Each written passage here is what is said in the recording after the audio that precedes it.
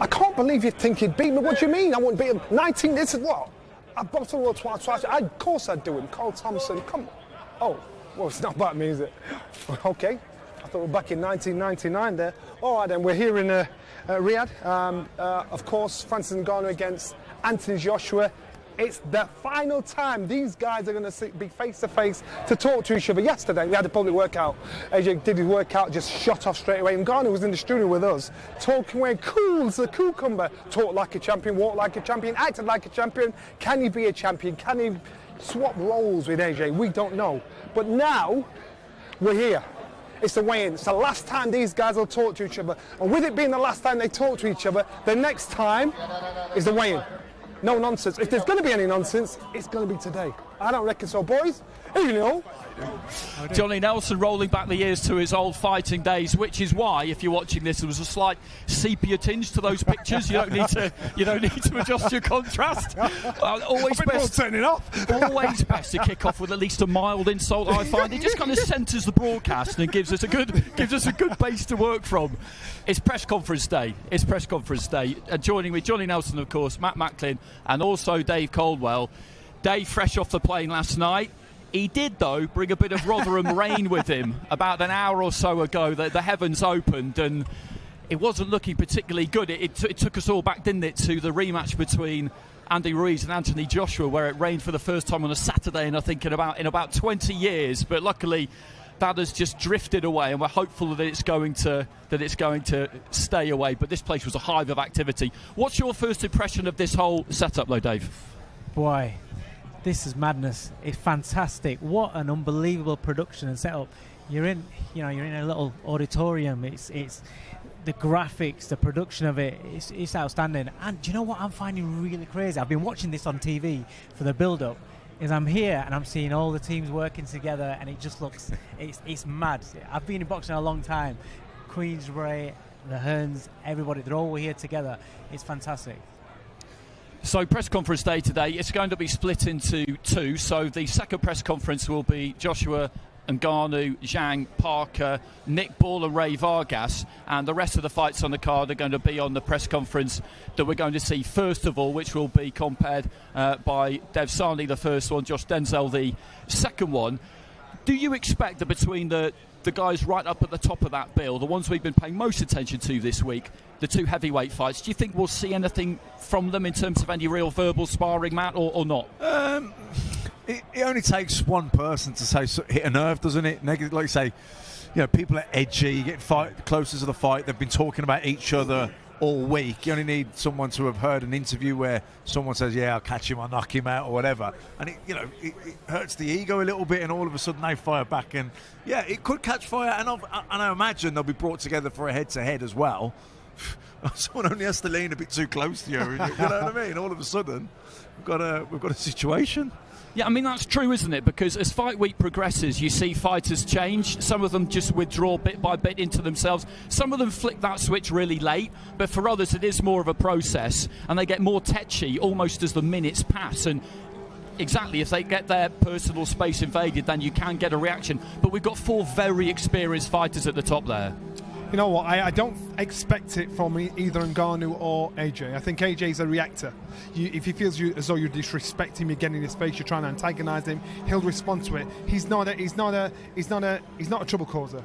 Ngannou's a very, the way he's approached us is very mature, very at peace with himself. He's saying all of this means nothing to him. He made it quite clear to him, quite clear to us when he was with us yesterday. So today he's going through the motions. Today AJ will go through the motions. This is the last time these guys can talk to each other. If they're going to say anything to get each other's head, it's today. Nothing's going to happen. We'll probably got more chance of Tyson Fury piping up to try and be a heckler from the outside in than these two doing something. Even when they're face to face, it's going to be respectful, because both these fighters know they are serious competitors. If any of them make a mistake, they're going to get knocked out, and they both know it. There's a lot at stake. So I think it's going to be cool. It's going to be professional, but don't make that give you the impression of how the fight's going to be. I think this fight is going to be a roller coaster for Anthony Joshua and Ngannou. Dave, do you think we can read much into major fight weeks when you've got really experienced participants. It's great fun, you know. Boxing is the travelling circus, and we love it because we come to settings like this, which is like nothing any of us have ever really seen before. They'll circle each other, they'll have a bit of a look. For Joshua Ngannou, maybe more than they normally would because he's a new rival, Francis Ngannou, but can we take that much from it? In terms of what happens on fight night, I don't think so. This press conferences, weigh-ins, a lot of it's to do with ego, isn't it? You know, and you talk about two big men, two really, really successful men as well, and you big guys. You know, when you say you big guys. Yeah, yes, right. When the physicality is a little bit insulted, sometimes it can be a little bit touchy. You know, somebody's up to you and say, "Oh, you've lost a bit of size, haven't you?" Get a little bit worried. AJ has always been the man that's used to being the biggest man, and all of a sudden everybody's talking about this gigantic man that is coming up against. You know, in his head, does he look at him and think, actually, he is used? Because remember when he boxed Usyk, we was talking about it. When he got beat by Usyk the second time, and he was talking about how you're smaller than me. How did you beat me? I'm much bigger than you. If he's got that same sort of mentality, then he's going to be looking at this guy who's a lot more stacked. But in terms of fight night, do I think it affects him? No, because there's plenty of hours before the fight. If something was to happen just before they're about to walk to a ring, yeah. But I know fighters that can have a real scuffle, you know, or the weigh-in. They go at each other, and just walk off stage, the mentality is straight back switched on. Some fighters it does affect, but AJ, he's calm as anything, and Ngannou seems the same, so I don't think so. He did say, on that kind of theme, he did say something interesting to us, Ngannou, yesterday, Matt, where they've asked him about the promo and how they had to stand there with their fists in each other's face like that, and kind of how was that? And Ngannou said, and I took it as being just like a slight little dig. He said, "Well, it's fine for me. I was relaxed. It was fine." I thought he looked a little bit nervous, so I just asked him, "You know, are you okay? Is everything all right?" And that's the kind of game we're talking about, isn't it? It's subtle. It can be really subtle, but that's, for me, that's not him being a really good guy. That's just a little attempt to get in his head. Yeah, just to try and get above him and put him down, to be superior when they're together. But look, even if you do come off second best in those mental little games, you still got to, you know, you might come away from it and think, I should have said this or I should have said that, let him get above me there or whatever. But then you can also just dust it down and think, well, you know, whatever. Yeah. We've still got the fight to do tomorrow, it'll be different then. Do you know what I mean? And there's plenty of other good fights on the card, but I just want to have a quick word as well about Nick Ball against Ray Vargas, because that is a proper world title fight. It really is. Vargas, a two-weight world champion, both with the WBC, boxed for the super featherweight title in his last fight, lost, but put up a good display against O'Shaki Foster. So even though it's his first defeat, I don't think that'll really have knocked his confidence in the slightest. Nick Ball, though, is full of confidence. He's dangerous. They've got good seasoning for him, particularly that fight against Isaac Dogboe, and there's a quiet, real confidence about him. And I know that Queensberry understand that he's an underdog. He has to be, but he's a live underdog.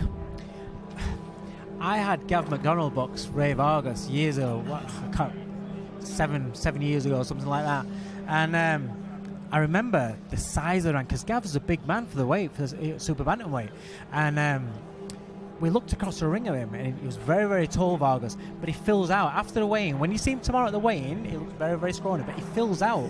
Very, very good fighter, but we expect him to go on to be a superstar of the sport. That's what they were talking about him before the fight, and that's what we expected after. But his career's never quite gone to where I thought it was going to be. In Nick Ball, he's a wrecking machine. He really, I love the kid. I think he's exciting, but he's got this. You know, when big punchers have an attitude, have a bit of arrogance about them. I think they should do. I think they should have that attitude where when I hit you, I'm going to smash you and knock you clean out. I love seeing that with big punchers, and he fights in that style. So he's not a guy that roads around a bit moody and sullen and then gets in there and just starts boxing. He goes in there for the kill, and I think this is going to be a great fight. And I know he's the underdog, but I really fancy him to jump all over him right at the early doors. Timing. I fancy him to pull it off. I really do. And Johnny, I know you had quite a long conversation when he came up to speak to us yesterday, and you've not seen that much of him, but I know that you're quite impressed by his mentality, by his mindset. He's like a Jekyll and Hyde. He's like a meek, mild, unassuming young man. But you know, he's been on a great run coming to this point here. You look at him now, he's looking at his fight. I'm not fooled by that little choir boy look that he's got going on, that little calm, soft voice, because I know for a fact when he gets in the ring, he'll be on it. This is his chance, this is his moment. He's listening, he appreciates the position he's in, and he's going to make sure. What a platform to do it on. What a platform to box to the best of your ability, to give yourself your career best performance. If anything's been set for you, Friday night's been set for him. So Friday night we'll see him give his all, give his best, and he knows it's a tough job. But actually, you prefer to be in the hunter's position rather than the hunted. So he knows what he's got to do. He's got to step it up a little bit, and so that's why I think Friday night. Don't be surprised, and if he pulls it off perfectly, if he doesn't, he's going to show a good account of himself. He's got the bit between his teeth, hasn't he? And this is the kind of challenge that he's been waiting for. He always wanted that WBC belt. He told us a funny story, actually, about him and Paul Hodkinson, because Paul Hodkinson won this title in the early 90s, and they met at a Liverpool boxers meeting, and Paul Hodkinson, for some reason, I don't know why, had a crown with him and put the crown on his own head and then handed it over to Nick Ball. And the idea that Hoko carries a crown around with him wherever he goes is one that entertains me, but that's not... Anyway, I'm getting off the subject. But this is... You feel like sometimes someone's building up to a really big night and they might freeze. It can always happen. I just don't see it with him. So win, lose or draw, this will be a good experience for him. Yeah, I don't see him freezing at all. Does he win? I don't know. But I think he's going to perform. If it's enough to get the win, that remains to be seen. You know, Vargas... How many years ago was that when he fought Gavin? Because I remember that fight. Yeah, that's 7 years ago. It's about 7 years. You know, it's a long time, isn't it? He's been up there, hard fight. So we don't know where he is. You know, maybe he's ripe for the taking. Yeah. And if he is ready for the taking, then I think that he will beat him, because he's full of ambition. He's young. I don't think he's going to show him too much respect or anything like that. I think he's going to go in there and he's going to go for it. Absolutely, absolutely. There's everybody just filing into the auditorium as we speak. The team members just taking their seats. The fighters, I don't think, will be long before they fill those seats up at the top table. And Tyson Fury is just strolling up to the stage, hopefully, to have a quick chat with us. His brother Roman, of course, is on the card. Roman boxing up at heavyweight these days. We've had John Fury on the last couple of days, who has been an absolutely star performer. So the WBC and lineal heavyweight champion of the world comes to join us. We're just going to have to do a little bit of musical chairs. Tyson, good to see you. Good to see you as always. Yes. Firstly, how are things? How are you after the postponement? How's the cut? We've seen you back in the gym. I'm a little old and past it, but I'm still undefeated. Legs are gone, Johnny, thank you. Very easy to cut, very easy to beat, but unstoppable in the last 16 years and counting. Come on. And you've got your brother on the bill, of course, Roman, yes, the latest Fury. I think the 9th Fury, by my calculation. It's like a conveyor belt, there's that many of them. But it's early. And we've got a younger generation coming through as well now, from like 12 to 14, 15. It's early days for him, of course. He's moved up from cruiserweight to heavyweight. Was that something you expected to see? I think we're all heavyweights. We're all natural heavyweights. He obviously got down to like 14 stone or something, but he was quite skinny at that. So he's up a bit heavier now, and he's got a tough opponent. I think he's got 2-0 guy, about 6'4" or 5, 15, 16 stone, and he's had a lot of K1 fights and stuff. So he's inexperienced. They wanted a decent opponent, so they got him one. So 50-50 fight, I think. So what are you expecting from the top of the bill? Obviously, your stablemate Joe Parker is in with Zhilei Zhang. Joe taking on another massive challenge, and he's been the guy, hasn't he? Really, in this Saudi revolution so far, he's been Joe's on every done card. A fantastic job. He's got a tough fight, another tough fight yet again with Zhang. I seen Zhang yesterday. He's not as big as I thought he was, as big as he looks on telly. But he's still an awkward and a good fighter for his age as well. But I think Joe, at 32-year-old, should be outdoing a 41-year-old. And that's just my opinion. Joe's a very improved fighter and he's on good form. How much of his last win, Tyson, do you think was down to Joe's improvement, or Deontay Wilder having one round in 2 years, and the fights he had with you? Like those take a lot out of you, don't they? It took a lot out of both of us, to be fair. Of course it does. It's true. Has to, doesn't it? Them walls we had, me and Wilder, back in the day, back 2-3 years ago, whenever it was, they took a lot out of both fighters, both climbing off the canvas. I think it was 10 knockdowns in the trilogy. But I think it was a little bit of both. Joe's improvement, he's more confidence and working with Andy more and that. More experience. He's got, like, say, 4 or 5 fights on the spin activity, as all fighters know. It's a great thing. And that's massive, isn't it? And a bit of Wilder's decline and a little bit of inactivity. Not a little bit. He only had, like, say, one round in over 2 years. So can't do that. No. It's not good for a boxer, any fighter. So it was what it was. But Joe is definitely the on-form man. So I'm really excited to see if he can beat the Chinese. What's that done to Joe's confidence? Beating Wilder. Joe's a confident guy, you know. He's a likeable guy. He's got no nastiness in him. Sometimes it's a hindrance because he needs a bit of nastiness to get the job done. However, he's always the same old G, Joe.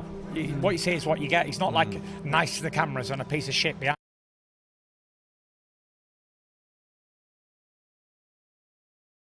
I've helped him along the way so much because he's just a genuine, lovely person.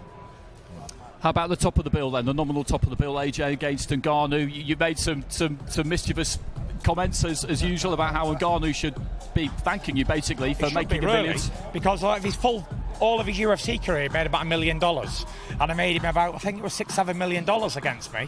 So he should be thanking me really. Instead, I've had to tell him off in front of a load of people, because he's having a lot to say on camera after I've given him his biggest payday about 1 million times, and I don't know, just like he's an ungrateful fucker, really. But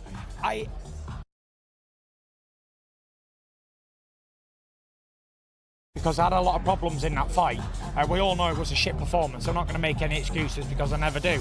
However, I don't know how good he was, but one thing I do know is I hit him with some good punches and I hit him with an elbow right in the face and never budged him.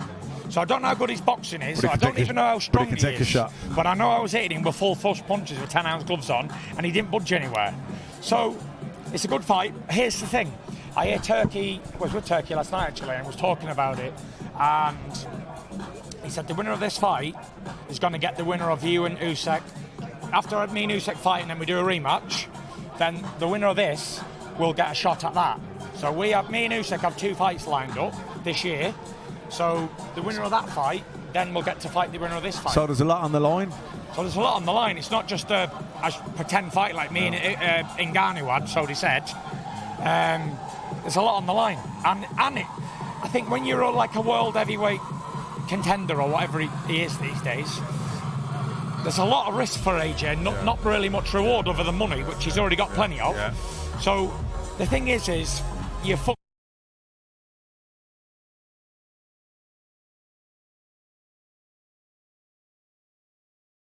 then they're going to say, well, he's shit.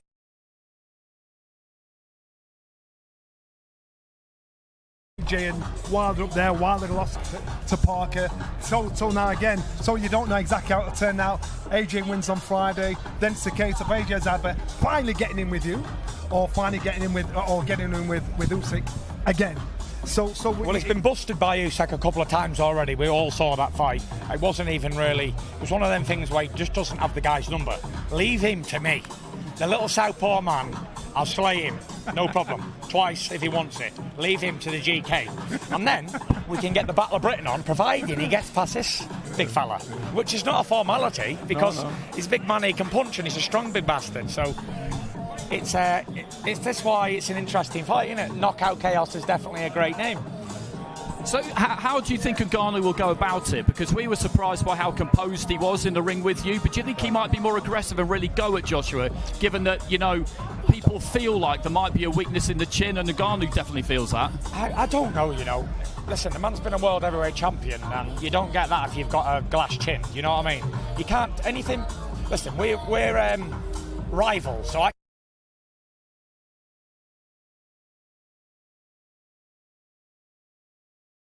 fight and they ain't champions, so they don't have the right to do it. So anyone who wants to say, oh, AJ's got a glass chin or whatever,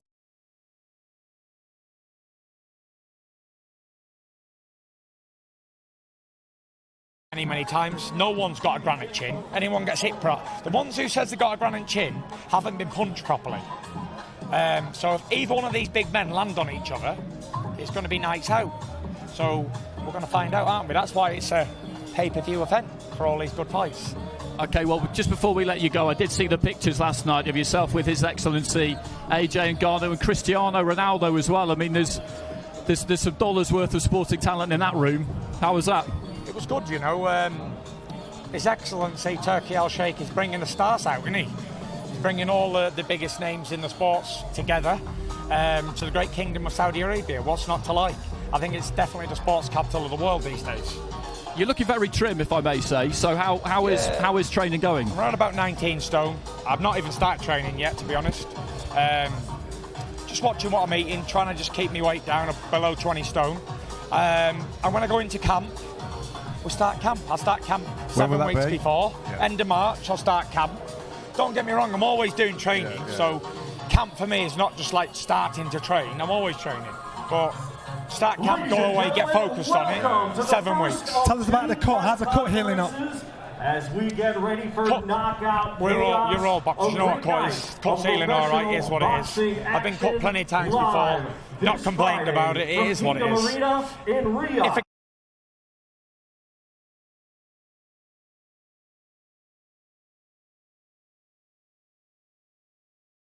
Okay, so the first press conference is just about to get underway. Making the introductions is Thomas Treiber.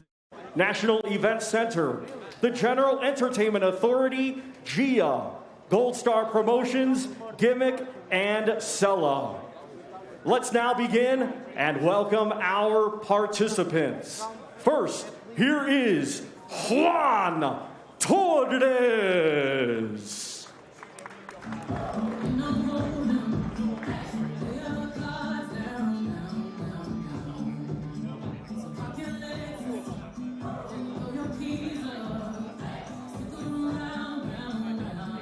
Now welcome Andre Rampage Nowitzki.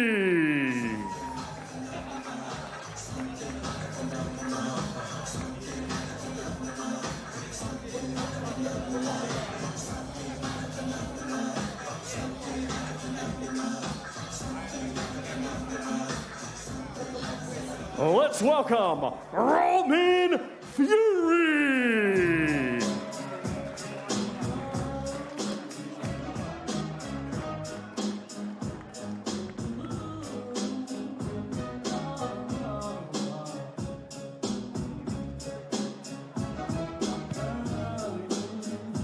Let's welcome Ziad Zizo Alma Ayub.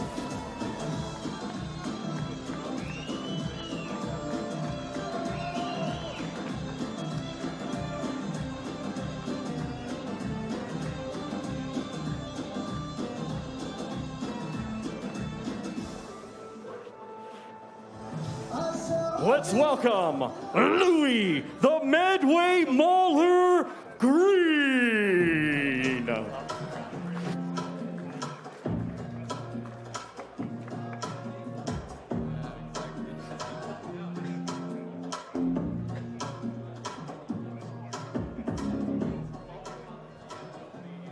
Let's welcome Jack the Pilgrim McGann.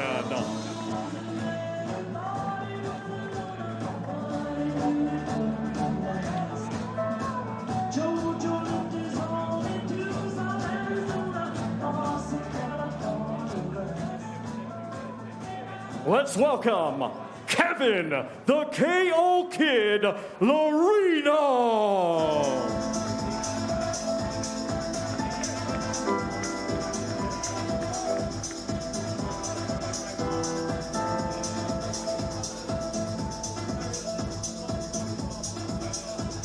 Let's welcome Justice Hooney.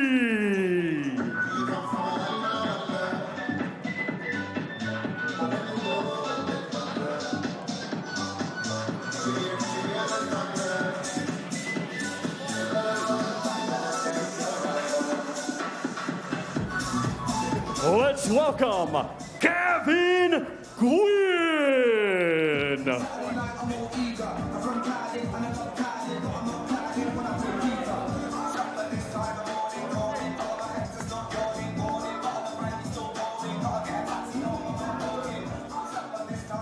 let's welcome Mark Thunder Chamberlain.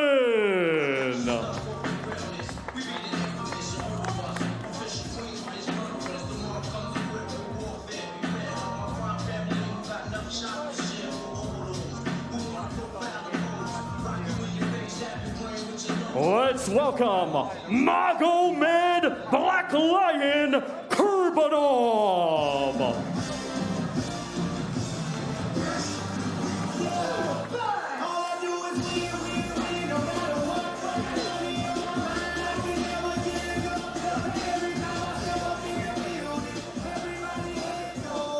Let's welcome Israel the Dream Madrimov.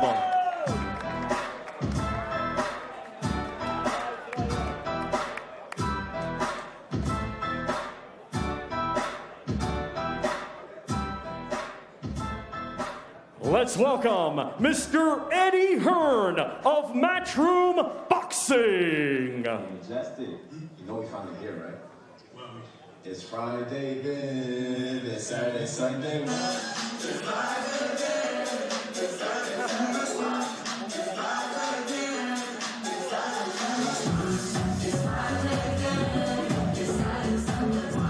Let's welcome International Boxing Hall of Fame promoter, Mr. Frank Warren of Queensberry Promotions.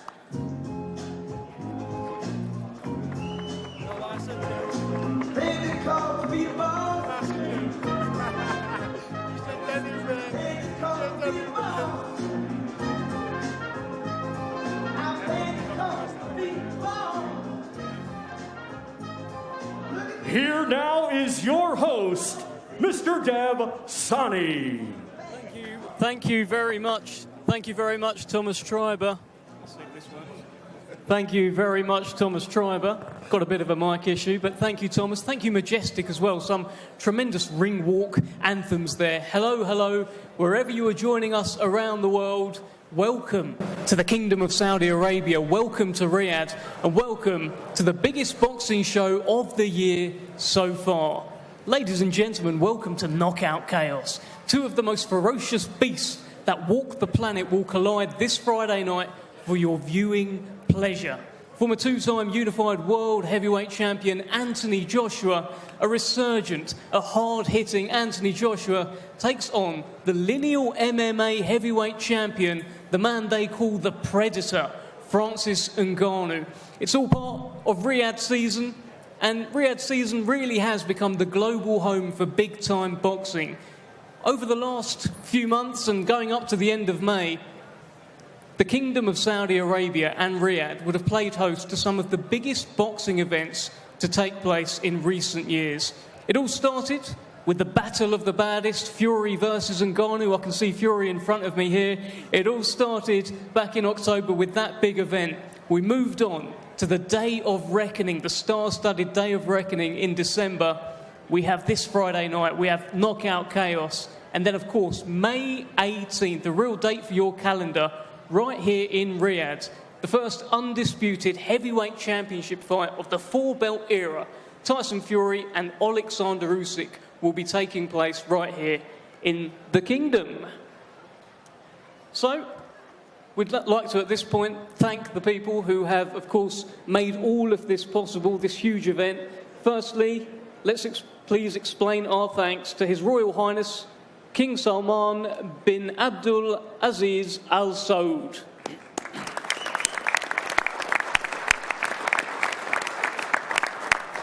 And His Royal Highness, the Crown Prince, Mohammed bin Salman.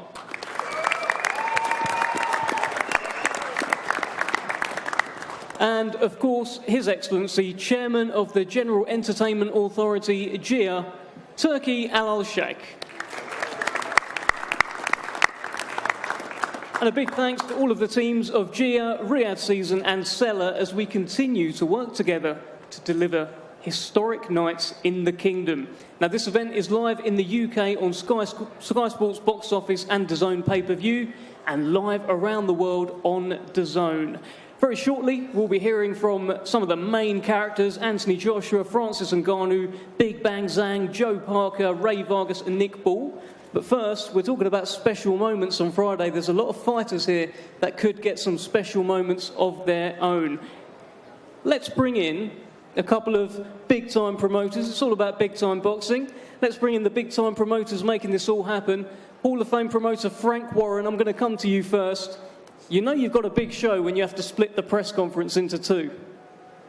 Exactly. I mean, it's a mega show, fantastic event. First one this year here for Riyadh season. And we're all looking forward to it. And as you say, there's some, look how many boxers are going to be here and look at the quality of what the matching is. Some fabulous fights. And Eddie, this is something quite special, isn't it? Unbelievable. I mean, welcome everybody. Good evening. Assalamu alaikum.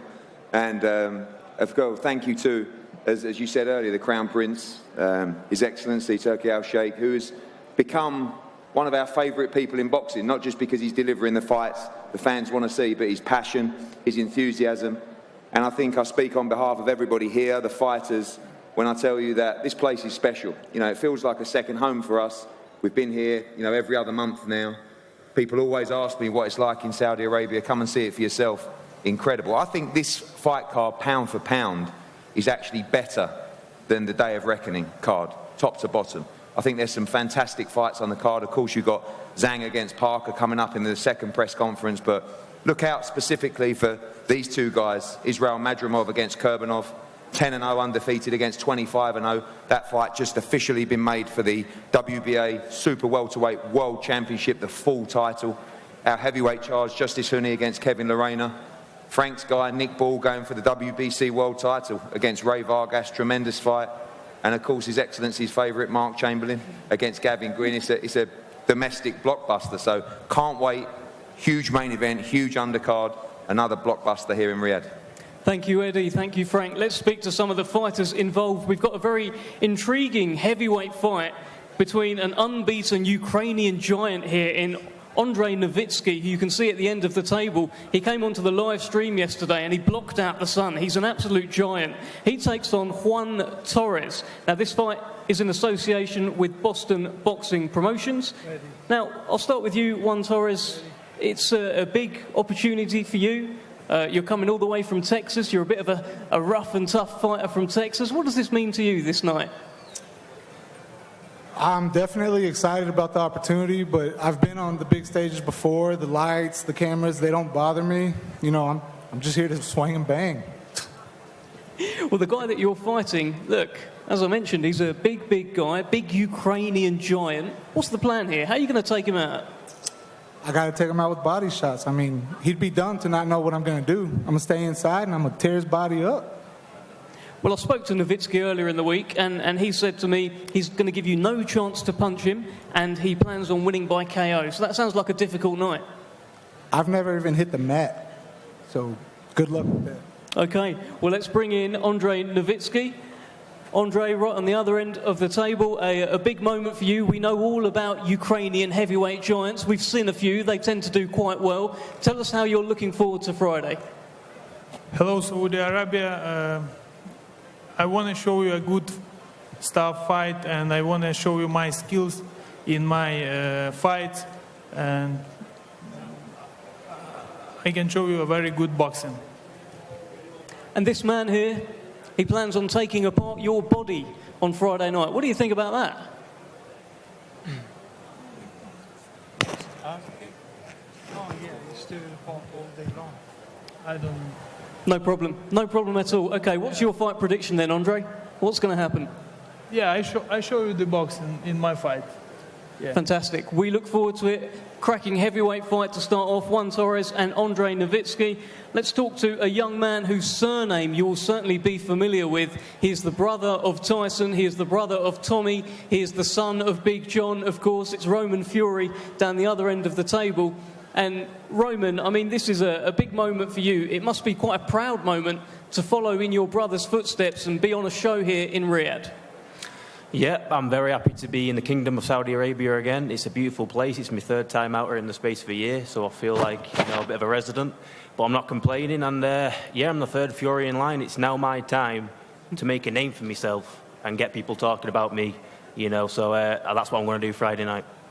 And you're a bit of a latecomer to boxing as well. It's not something you just started doing straight away, but I guess with fighting blood running through your veins, it was inevitable, right? Yeah, listen, what's in you will come out of you, and I've always wanted to do it, but I never found the time, and then, you know, things happened at the right time for me, and here we are today. It's my 4th fight, and things are moving nicely. So as long as I keep working hard and training hard in the gym, you know, my belief's there, my belief in my power's there now, so the good performances will come, and I'm sure the good things will come as well. And last time out, we saw a stoppage from you. It was a great sort of viral moment. Your family was ringside going absolutely crazy. Can we see the same again on Friday? 100%. You know, I'm not going to go out my way looking for it. I'm just going to box, and I'm sure it'll come. But put it this way, I'm very confident they KO. And of course, Tyson is here. I'm looking at him now, but from your kind of understanding, has he got any mischief planned? What was that, sorry? Has Tyson Fury got any mischief planned this week? I don't know, you'll have to ask him, but knowing Tyson, I'm sure he will do. Good stuff. Good luck to you, Roman Fury. Let's keep things moving with a young man sat next to me here who is becoming a bit of a flag bearer for Saudi boxing. They call him Zizo. Am I good to call you Zizo? Yeah, it's good. No, we're going to have to sort of share a mic, which is interesting. Thanks for that, guys. Zizo, look, just tell us how proud you are. I mean, I know you love Saudi Arabia, you love representing Saudi as well, and now you're doing it on this incredible stage. Yeah, first I want to kick things off by thanking the custodian of the 2 holy mosques, King Salman, and His Royal Highness the Crown Prince Mohammed bin Salman, for the opportunity and the empowerment to represent Saudi Arabia, be that flag bearer, like you said. And of course, the president of the General Entertainment Authority, who is now the #1 most influential figure in boxing, His Excellency Turki al-Sheikh. And yeah, just going back to what you said, I feel like a superhero. You know, I feel like a superhero sat in front of superheroes of my own that have turned me into the hero I am today for the Saudi people. And by the way, Saudi Arabia, I love you, and I can't wait for Friday. And earlier, before, Eddie Hearn said this is a very special place. And a special place delivers special people. And you're looking at one of them, and you know, it's a lot of pressure. But thankfully, it falls on the back of someone who can crack. And that's what I want to do Friday night. You know, I want to represent my country. This is a larger-than-life story. This is a bigger-than-boxing story where you get to be the forefront of change. And this is what I'm here to do. Listen, I haven't got many questions for you. I think you kind of said it all there, but what kind of performance can we expect from you on Friday? You know, what kind of performance you could expect from me is one that is energized by this amazing crowd. الشعب السعودي والجمهور السعودي أجمل جمهور. I love you guys. Friday night we will do it.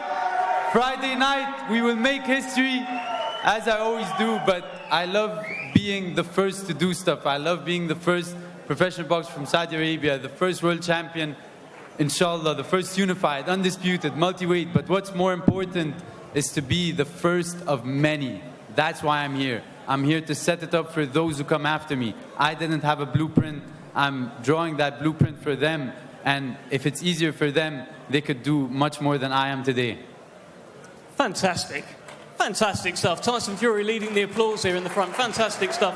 Thank you, Zizo. Very much looking forward to your fight on Friday night. Okay, well, let's keep things moving. We've got an all-action showdown in the super welterweight division between unbeaten Jack McGann taking on the former Commonwealth and Southern Area champion Louis Green. Now, this is a 10-round eliminator for the WBC Silver Welterweight Championship. I'm going to bring in the man they call the Medway Mauler. Great nickname, by the way, Louis Green first. Louis, I mean, you've been in tough fights. You've been in good opposition. How are you feeling about this one? And how have you felt about the week so far? It feels surreal being here, taking it all in. I just finished work when I got a phone call to come over here, so I was buzzing, excited to get over here, get straight back in the mix on the big stage. I've had a few big years in boxing, and it's all been away, full of excitement, so I couldn't wait to get straight back in the mix again. And what's the plan for this fight? Is it seek and destroy like we usually get? Action-packed straight off. That's what people want to see. Then this is real boxing, and this is the platform to put it on. They're putting on some big 50-50 fights all the time. That's real boxing. That's what people want to watch. So, yeah. You've been around Jack McGann a little bit. He sat down the table today as well. What do you make of Jack McGann? I don't really know Jack. Jack don't really know me. He just seems like similar to myself, quiet, reserved, but he gets it on. He likes to get in and get stuck in, so I think it's going to be a good fight. Well, it's knockout chaos. Are we going to get some of that knockout chaos in your fight? Say that again, mate. It's knockout chaos. Are we going to get some of that knockout chaos from Louis Green? I always plan on getting in there and putting one of them on, yeah. Good man. Let's bring in Jack McGann. Now, Jack, not your first fight in Riyadh. You was on the Battle of the Baddest show. It was a hell of a left hook that you threw against Roberto Duran Jr. You're back. But this is a tougher fight this time, right? Yeah, this is definitely a step up. It's going to be the toughest test in my career, but I believe that'll bring out the best performance as well. What is it that you do better than Louis Green? In my opinion, I do everything better than Louis. Obviously, he's got the experience over me, and he's been in tough fights, and he's a true fighter's fighter, which is why he took this fight on the time that he did. But I believe that I do everything better than Louis, and I'm going to show that on Friday. Well, he always comes for a tear-up. If he has a stand and trade with you, how do you think that's going to go? You're doing both. Well, I'm looking forward to it, to be honest. I've spent the last 9 weeks in New Mexico sparring come forward Mexicans, so it's perfect preparation for Louis. And final prediction, please, Jack McGann. As you said, it's called knockout chaos, and if you put me and Louis together in the ring, someone's going to fall. So it's going to be an exciting fight like he knows, and it's not one to miss. Fantastic stuff. Thank you very much, Jack McGann. Let's keep things moving. Let's go up to heavyweight. Fascinating heavyweight fight here between the young, unbeaten Justice Hooney taking on Kevin Lerena. 8-0 is Justice Hooney. Kevin Lerena, 30 wins, only 2 defeats. 10 rounds. It's a WBC special event heavyweight contest. And I'll start with Kevin Lerena here. Kevin, last time we were around each other properly, you were taking on a big, hulking, young, heavyweight beast in Daniel Dubois. And now you look down the table and there's another one. You love a challenge, don't you? Of course, you know, if you're not stepping up to the plate or rising to the occasion, then what are you in the sport for? But before you carry on, I just want to give special thanks to and special mention to Frank Warren, George, Eddie, Hearn, Spencer, and my whole team. It's a big opportunity for me, another great opportunity to be on the platform, and thanks to His Excellency as well. And tell me, you're facing someone who's going to really look to make a statement against you. I guess they've picked you, right? They've picked you because you'd look pretty good on their record. How are you feeling about that? You know what, obviously they believe in themselves, and that's good, and that's what makes a good fight, but I believe in myself too. I know what I can do if I stick to my game plan and I do what I do best, make it explosive, and that's what I am, explosive, strong. There were a few comments from their team that I'm towards the end of my career. Well, to be fair and to be honest, I've had no amateur pedigree like Justice. He's had a phenomenal amateur record. I just turned professional, so I'm only getting going. I'm only learning right now, and it's been a phenomenal honor. I've been in camp with Tyson. I learned a lot. So you're going to see the best Kevin Lerena on Friday night. That's what I can tell you. Do you think he's taken this one a little bit too early? No, I don't think he's taking it early. He believes in himself. You know, he's got a big amateur pedigree, 8-0 in the paid ranks. He had a good victory over Andrew Tabiti. I think that's his best victory to date. But I'm a different competitor, so he believes in himself. I believe in myself, and that makes for explosive heavyweight boxing. And the heavyweight game is the real pinnacle of the sport. So let's make it a good fight. Let's do exactly that. Let's bring in Justice Hooney, the man 8-0, real Australian heavyweight boxing hope. Justice, this is your second fight outside of Australia, and you've got an opponent here who is really, really gaming up for it. Tell us what you're thinking. Yeah, look, I'm happy and excited to be a part of this event. You know, it's massive for my career, this fight, and you know, I'm going to look to put on a boxing masterclass come Friday night. What are you expecting from Kevin Lerena? He's made it pretty clear there. He's going to be pretty explosive. Yeah, he's a tough challenger. You know, he's powerful, explosive. So yeah, I've got to be cautious of whatever he's going to throw my way. Well, only Daniel Dubois was able to stop Kevin Lerena. Do you think you'll be able to do the same? Yeah, look, I'm not going to go out there looking for it. You know, I'm going to stick to my game plan and box smart. And yeah, put on a boxing clinic. Eddie, let me bring you in here. Justice Hooney, really one of your guys and one of your hopes for Australian boxing. Tell me about this fight. Yeah, as Kevin said, he was a fantastic amateur. You know, one of the most successful Australian amateurs of all time. Only 8 fights, but last time out, we placed him in Mexico against Andrew Tabiti, who's a world title challenger at cruiserweight. I think it's a great fight. 2 smaller heavyweights who are very explosive and very quick. Kevin's very experienced. You saw him do very well against Daniel Dubois. But, you know, I think Justice is all up for the challenge. They want to, you know, jump in against all of the heavyweights after this fight if they can come through. But it's a proper heavyweight fight. Good speed, good action, and I think it's going to be a belter. Thank you, Eddie. Thank you, Justice. Thank you, Kevin Lorena. Let's keep things moving. Fantastic heavyweight fight that is. Well, let's go to the lightweight division where we've got a brilliant fight between 2 brilliant Brits. A fight with real consequence. The vacant WBA International Lightweight Championship will be on the line. The European champion, former British and Commonwealth champion Gavin Gwynn takes on the unbeaten, fast-rising, hard-hitting Mark Chamberlain. Now, Mark, I'm going to come to you first. It sounds like you've caught the eye of some very important people here. We've heard about the phone call. Bit of pressure, though, heading into Friday. You've got to keep up these great performances, right? Yeah, definitely. First of all, I want to thank His Excellency for specifically picking me to be out here on a huge platform. So, yeah, we just got to make sure we deliver on Friday night. Well, I've heard you say you like it. You're looking forward to having a fighter come and stick it on you. Well, look down the table. Gavin Gwynn will do exactly that. You looking forward to that? Yeah, most definitely. We've say that again. I didn't say anything. Oh, I thought Gavin Gwynn, did you say anything? Did you have a little go at him? No, I don't know. I just heard someone button and say something. But yeah, no. Anyway, we've prepared well for what we hope is coming towards us. So yeah, no problem. You made a comment about his last fight. Now, in the second round, it looked like he got hurt a little bit, and you said if that was you in the second round, you would have finished him in that second round. Do you stand by that comment? And Gavin, you should be all ears here. I can see you smiling. I think it was the first round, to be honest. But yeah, like I said in an interview, like if a 47-year-old man can do that to him, what can a 25-year-old do to him? Well, let's find out. Gavin Gwynn, let's bring you in here. If a 47-year-old man could do that, what can a 25-year-old do? Yeah, we'll find out Friday night. It's just one of them nights. It was just an off night, but I still got the stoppage win, so it is what it is. How are you feeling about Mark Chamberlain heading into Friday? Do you feel like you've taken a few unbeaten records in your time already? You think he's just the next one? Yeah, it's no pressure on me. Like, he's the undefeated fighter. I'm going no one to impress. I'm going in there just for a fight. And that's what you get with me. I go for war. Well, he doesn't normally take a backward step. Do you think you can make him take a backward step? He will Friday night, and he'll. We'll see. We'll see. Yeah, we'll find out Friday night. And, we will. Yeah, I'll be taking another 0. Mark, let's just come to you quickly before I bring in Frank. You've looked at Gavin Gwynn a couple of times. Just tell him what's going to happen on Friday.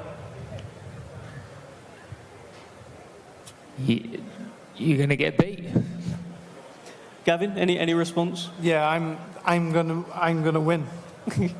Great predictions, Frank Warren. I look forward to it. This is a great fight, Frank. Somebody's going to win. That's for sure. Look, it's a cracking fight. You know, this is the type of fights in Britain you can top a card with. On a great fight card, by the way, and there's a great case for both of them.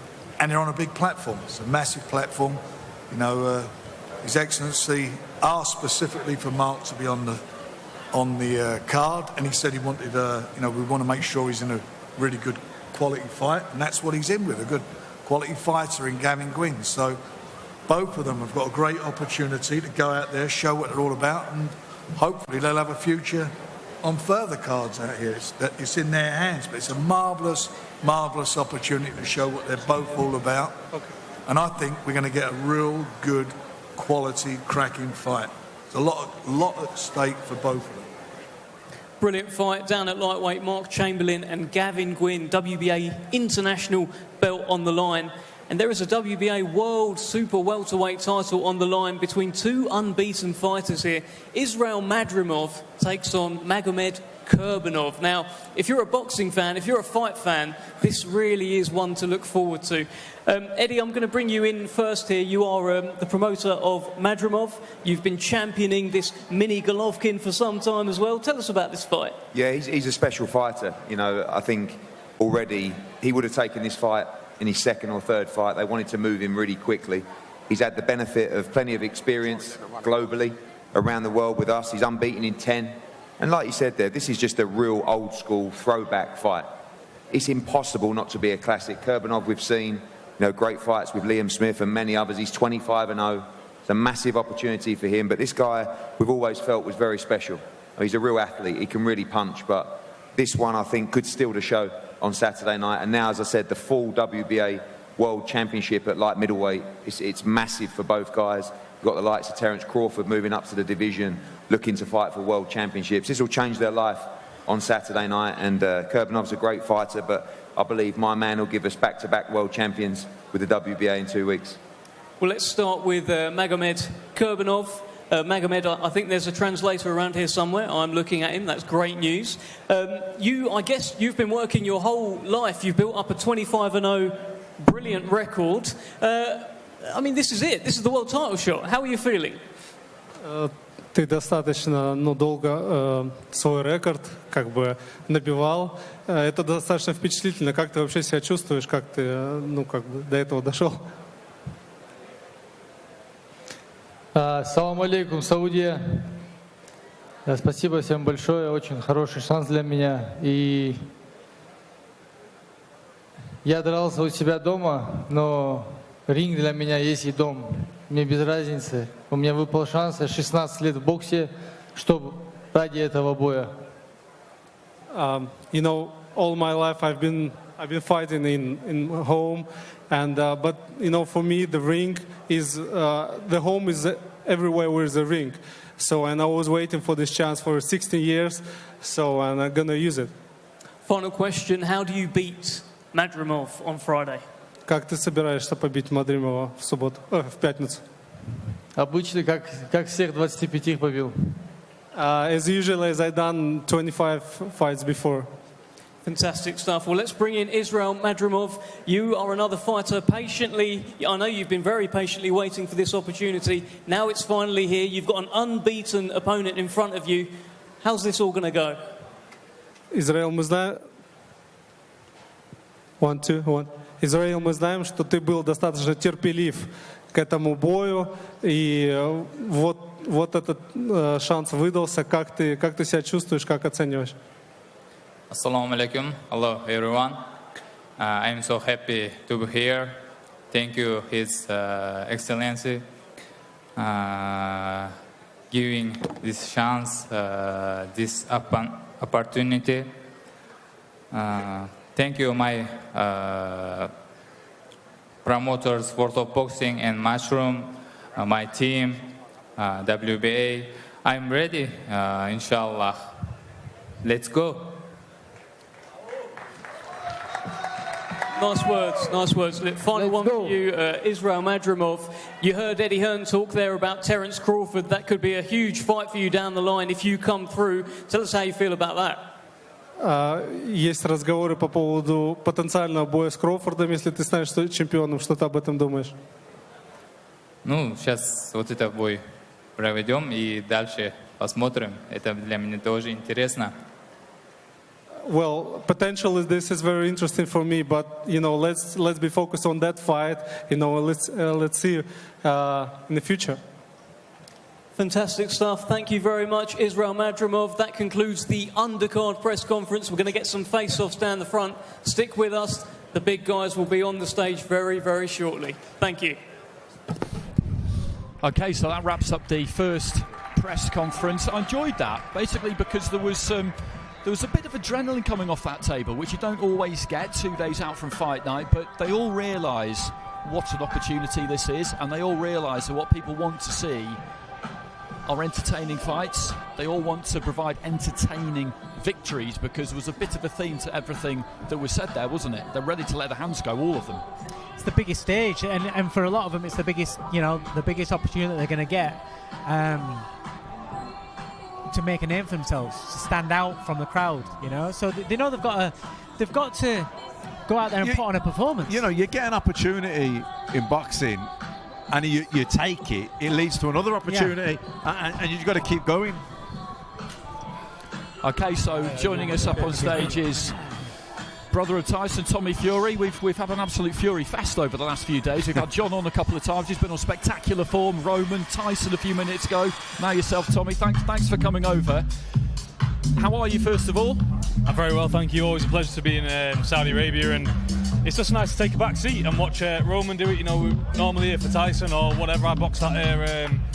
So it's nice to sit in the crowd and watch Roman come along leaps and bounds. He's had no experience in the amateurs, so it's all exciting because you don't know what you're going to get. He's learning on the job completely, so he's doing marvellous, holding himself really well.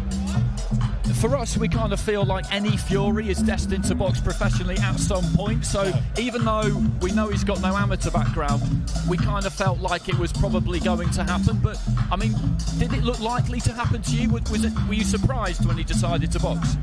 Not really, no. I mean, a few years ago, he was over 20 stone, fat, doing nothing. And now, he's lost a whole lot of weight, he's in shape. And boxing is something that we all love to do. We all love to fight, so it's inevitable, really. Like, why not? And that's the whole thing here, why not? If you want to get in the ring and have a go, have a go. It's there, so listen, it is what it is. He's doing really well, and I'm very proud of him. And of course, Joe Parker's on the bill, somebody you know well, somebody you trained around. And when you look at the entire bill again, it's a very strong card, isn't it? Yeah, very strong card. I think it's, like you say, one of the best cards out there. There's so many great fights on there. As you say, Joe's in a tough fight against Zhang. But I definitely want Joe to come through and win and box well. And Joe's on good form. He'll have a lot of confidence going into this fight from obviously beating Wilder. So I think it's a great matchup. I think for me, that's probably, obviously aside from my brother's fight, that's probably the fight I'm looking forward to most.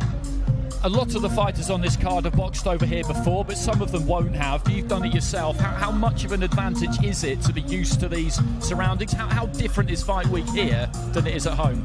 Yeah, I mean, it's crazy. Out here, my fight with Jake Paul out here, that was a massive event. So they really do go above and beyond out here, and that's why it's special. Because look at these undercard fighters. Look at the attention they're getting. The media's packed for all these guys, and it's not the main event. I don't really think it'd be like that in the UK. It's showing them time, giving them great promotion, and I think it's great for them. And what's next for you? What's the plan? For me, I'm healing up. I had surgery on that about 7 weeks ago. So I'm out for a good 6 months, and then after that, I'm looking to get it on. I think me and Mr. Paul's got some leftover business, so I'm sure we'll tend to that. And in terms of Tyson, obviously you're close to him, with him being your older brother, and you're both walking that path as pro fighters. How frustrating was it for him, and for all of you actually, when the cut happened and then all the rumour mill starts and the conspiracy theories? It's not an easy situation, that.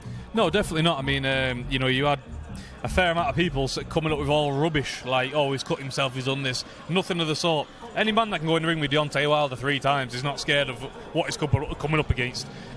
He was in phenomenal shape, absolutely, probably the best shape of his career.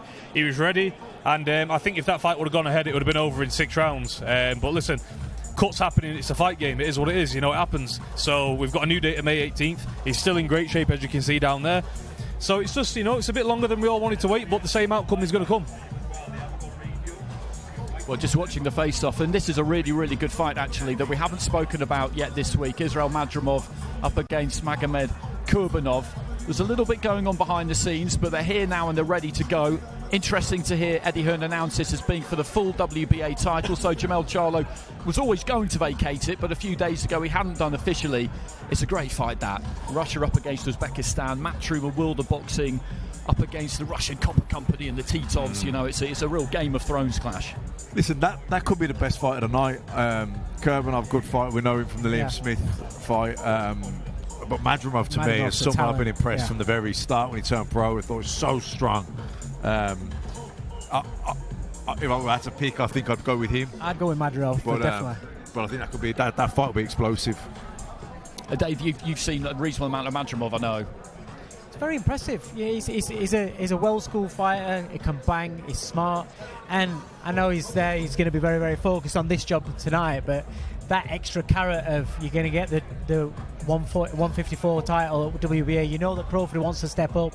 You know that there's a potential there for absolutely blockbuster fight for himself there. So he's going to go out there and put it all on the line and put on a really good performance, I think. I was just thinking there, if you're Terence Crawford stepping up from welterweight to super welterweight, I don't know, imagine having a bit of fun. I'll be picking for my first fight, but then Terence Crawford's special, isn't he? And that's what special people do, I guess. Exactly, that's just exactly what they do. Speaking of weights, how do you do light heavyweight? Because I look at the frame on you now, just standing looking at you here, and 12.5 stone can't be easy. It's a struggle, but to be honest with you, I think I've outgrown that weight. I killed myself last time. I took 3 stone off in camp, and I'm not a man who really doesn't get out of shape. I'm always in the gym. If you follow me on social media, I'm always training. I live to train, so I just think it's very unrealistic for me to get down to that weight. Plus, the past few fights that I've been having, it's sort of like, catch weights here and there. So, I'm comfortable around, the 195, 200 pound limit now. So I feel like I'm bigger and stronger at that. But I'm just dying to get back in the ring, because seeing all this, it's absolutely crippling. I want to be back in there as soon as possible, and not at light heavyweight, because that's a bit too much for me to take on at the minute. We were talking just before you came over about how everybody on that table there at the press conference seems aware of the fact that, not that they're required to go out and really try and entertain, but they just want to. They look at this stage and they want to win, and they want to win in real fashion. I mean, was that the kind of pressure you felt back in February when you were fighting over here? I mean, the pressure I felt when I fought over here, I think I had the weight of the world on my shoulders. I had to beat a man that everybody hated, because don't forget, this is my career. I'm not a YouTube man, even though I've done 2 fights. I've come up the same way as these guys have done. I've sat on that table, I've fought journeyman, I've fought amateur, I've won titles as an amateur, so I know exactly what they're feeling. And these last 2 fights that I've had, it's been at, it's as high as profile fights you're going to get, regardless of the people who's in front of you. So I think, the main thing with boxing is you've got to learn how to control your nerve. Because if you get underneath them bright lights in the main event and you can't hack it, what are you going to do? You can't go any forward. You've got to learn to control that. And for me, I've only had 10 fights, and I had 10 amateur fights. That's the number one thing that I've learned to control. Because in these massive pay-per-view fights for the world watching, that's the main thing. Forget the ability, it is what it is. If you can control your mind, you can get a lot done. I was over here for that fight in February, and there was a lot of talk in the build-up about how, mostly from your own family, about how if you didn't win by knockout, then you need to walk back to Morecambe. And I remember talking long walk. Long walk. I remember talking to you during the week and just kind of checking with you that was just build-up kind of, hyperbole, and that you weren't buying into that. And yeah, exactly. You said you weren't. You needed to get the win, and if the knockout came, then great. And that's what people have been kind of talking about with the top of the bill with AJ against Ngannou. People have been talking about knockouts because this is build knockout chaos. But Joshua, he just needs to win, doesn't he? Win and look good, ideally, but you don't want to be taking chances against someone like Ngannou, because that's what he wants you to do. Yeah, definitely. I mean, if I was talking to AJ ahead of this fight, I'd say not to get involved with him. Keep him at the end of the jab, box him. You're the boxer in there. You're the one with more experience, Olympic gold medalist. Don't get involved with him. Because a man of that size, if you get involved with him, if he clips you, you're going over. Because a man that size, he don't care how good he is and how good he isn't. If he hits you anywhere on the chin, it's game over. So keep him nice and long, keep the straight shots going, twists and turns out the way, and that's it. Just don't try and get involved with him. Don't try and put on a show, because at the end of the day, AJ's in a very good predicament at the end of the day. Tyson has stated he wants the winner of these 2, so we could finally see that matchup that we've all wanted to be seen for years. So just keep the straight shots going and be nice and tidy with it. And if you win on points, great, whatever. It's a win's a win.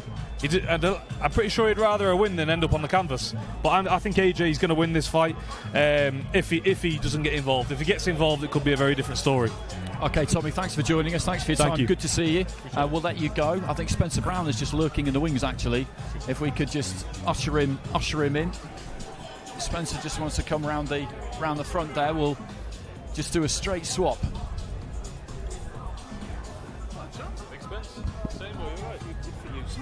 Spencer Brown, Tyson Fury's manager, who's been right on the inside of all of these cards that have been put on over the last few months.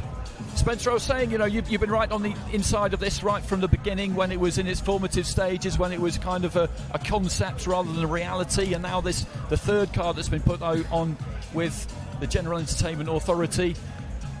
Every time, though, you look at around at a setting like this, do you still kind of pinch yourself, or are you allowing yourself to believe that this is real now? Well, when we did first walk in, it was they knocked on my door at my house, so it was quite interesting. Walked in and we started, and now we're here. It's unbelievable. Yeah, it's quite unbelievable. And when you look at this setting as well, you know, we're in ancient Greece here. We were in Egypt last time, I think we came, before Christmas. What are we in now, Greece? Yeah, exactly. Yeah, we're in Greece, but if you go around here, it's unbelievable. If you just take your time and spend a bit of time, you'll see that this is some place.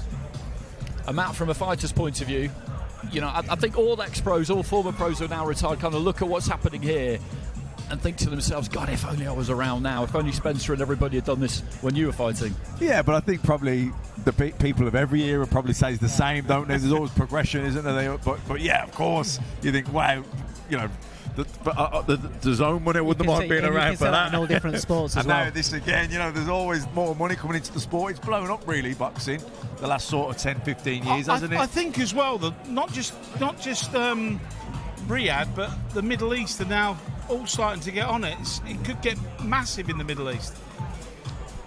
And from the point of view of this card, well, actually, let's just rewind a little bit. We spoke to Tyson earlier on, and obviously, as his manager, you kind of have to do your best to control what comes out of Team Fury and how you respond to things. And with the cut, and then all of the rumours and conspiracy theories that started around it, what was really interesting about that was how quickly everybody moved to put something out there and get the new date announced as quick as possible. Did you feel that it was really important to do that? It was very important. I mean, after an hour of it coming out, the conspiracy theories started, and these boys will tell you here, nobody cuts their eye open. You know, he's done 7 weeks in the camp. His sparring was perfect. He was looking really sharp. And for that to get out was just ridiculous. So we jumped on it very quickly. We rung Turkey. We got in touch with somebody, and we went from there. An hour later, we was in his offices doing the video. It was important, wasn't it, Dave? I think I was surprised myself at how quickly that happened, because within 24 hours, you know, we saw those videos, May the 18th, and I think for the fans that was really important too, because it made them believe that, okay, you know, this is happening. Yeah. I mean, sorry, Dave. I mean, look, when he come out and he split his eye, we thought it was a lot worse. We thought it'd be internal stitches as well as external. So we thought we were, you know, he wanted to fight on. We got him to the hospital straight away. Then we had a little bit of panic set in, and we just done the best we could, as quick as we could, to stop everything and get it announced. So, you know, we got it announced very quickly. I mean, it helped, didn't it, Dave? I think it helped everybody. Massively. I think straight away, because when you're excited for something and then it gets taken away, you're on such a massive downer, and then obviously everybody's chatting, but then to come and squash it straight away, give you a new date, you forget about it. Oh, it's only a few weeks. There you go. Your mind's back on what's in front of you again. So I think it squashed a lot of the rubbish talk. Do you know the best one I heard was when he's cut himself and all that? Yeah, and I just said, and then the video comes out to sparring partner. I just thought, have you heard what you've just said? He's going to have to get a sparring partner to go along with it, cut himself. Yeah. You know how far-fetched that honestly, sounds. you could have, but we actually thought this was going to happen. Yeah. I said there's going to be all sorts of stories coming out now, and the panic did set in for the first half an hour, and then we was okay.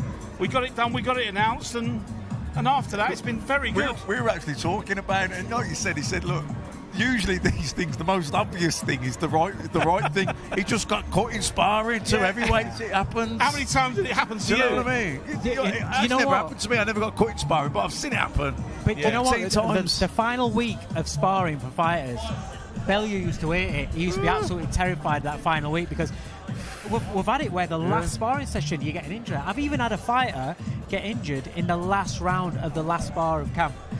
These sort of things happen, you know. And the guy who he's sparred with was a bit of a roughhouse, and he was number 2. So I just wish we'd have put him in a number 4. You know, it's a combat sport, isn't it? Yeah. Injuries happen, unfortunately. Yeah, absolutely. So let's just go back to October the 28th, because there was a certain man on that night who would have been giving you fits at ringside. We're seeing him again on Saturday.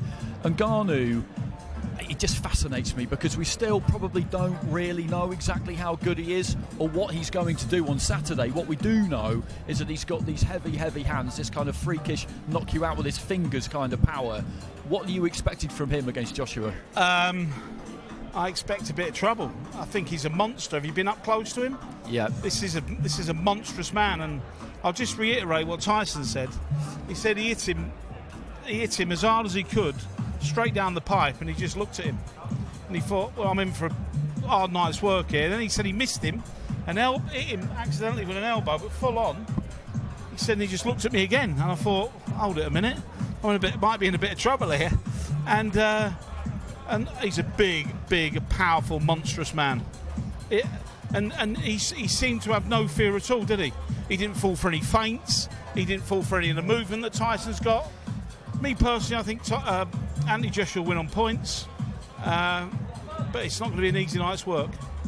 I mean, your guys do put you through it, don't they? Because Tyson's been in some real up and down contests. Joseph Parker, who's one of the team as well, he took a fight with Deontay Wilder, which that's not going to be an easy watch. He won that, and now he's going in with the big bang. It's exactly the same kind of challenge. He's got some heart, and he's getting paid well.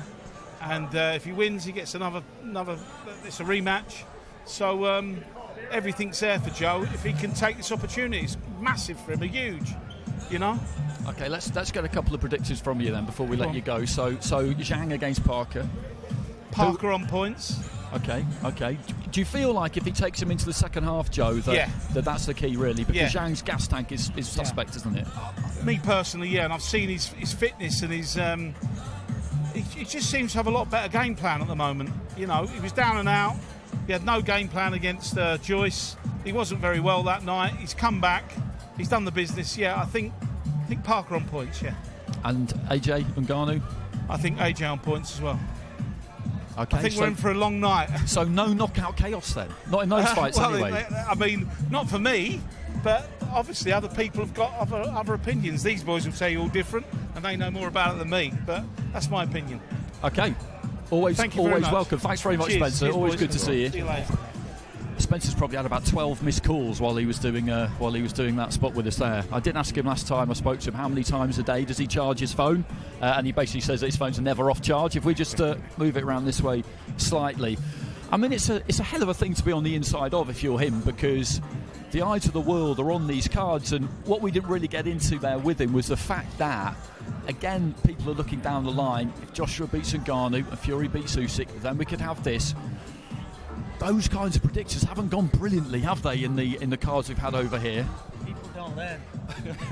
We all do it as fight fans. How many times have we done it over the years when a fight's supposed to be happening down the line? And we'll never learn. No, we'll never learn. We'll never learn. Because it's the excitement. It's the excitement level. We want that big, that holy grail. There he is. I was buzzing the disco at the back, just popping away. Johnny Nelson is back. Slimline version of Johnny Nelson. If you Sugar follow Rush, the donuts at the back. It's the donuts. donuts again. No, I haven't. That's your fault. If you follow Johnny's social media, you'll know that he's very much into his fasting these days. He's trying to convert us all to it. I just can't do it.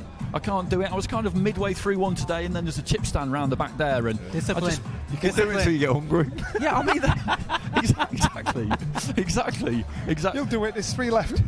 I mean, when you look at the shape of the fighters in the main event, though, you look at the top two, AJ against Ngannou, and they are just phenomenal. They don't eat donuts. Frightening physical specimens, the pair of them. And one thing that's interesting about it is that Joshua will probably come in about 250. That's what he seems quite set there.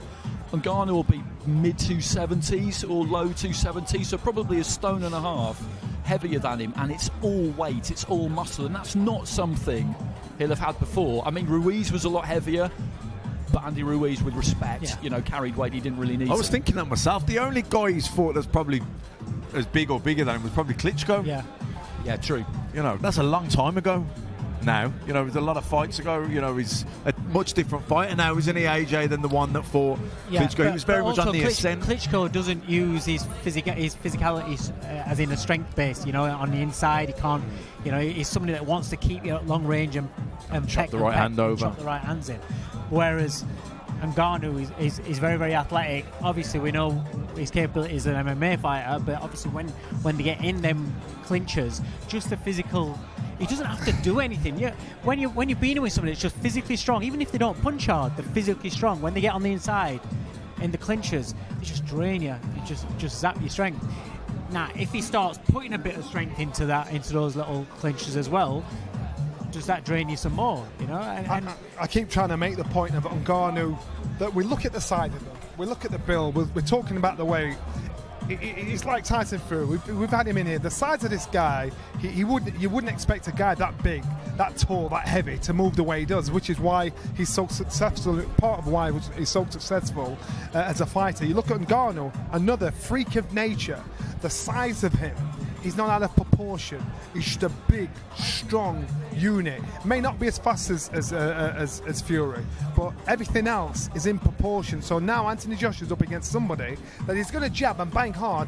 I really and truly don't think he's going to hurt Ngannou. I don't think AJ's going to be able to knock him out. Of course, if he hits him clean and on it, but I'll be surprised. And if he does knock him out, even though Ngannou has come through, you heard what AJ Fury said. I hit him with the elbow, I hit him with everything. This guy wasn't there.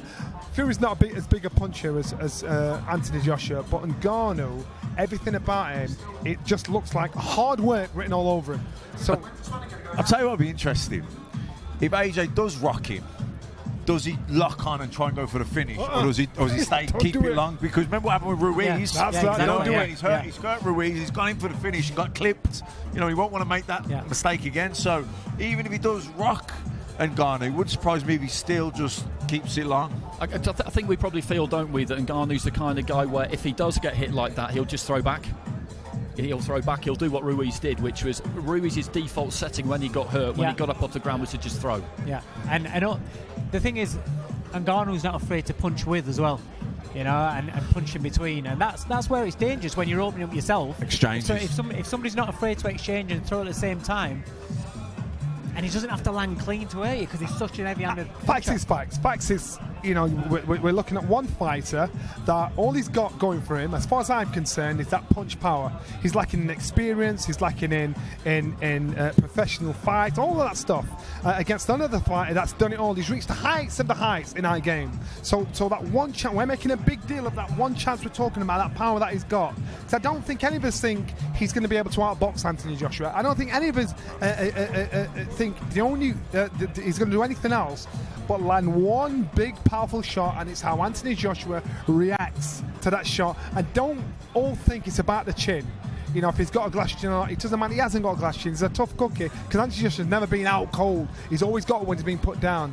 So it's a case of when you get hit, if you've been hit on the hip, if you've been hit on the rib, if you've been hit on the shoulder or the shot or something like that, if you've really been hit there by some power, it disables you because it's a pain you're not used to. If you get knocked out, you're out cold, or you get staggered, you're gone. But if you're hit somewhere on the body by something that's so concussive it disables you, that's when panic sets in.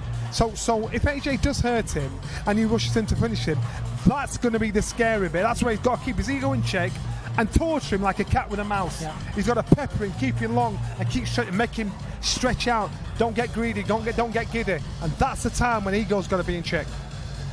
What have you made of him this week? You know, you've been around him all this week, and this week and last fight week, actually, when we saw him before Christmas, he does seem a bit moodier.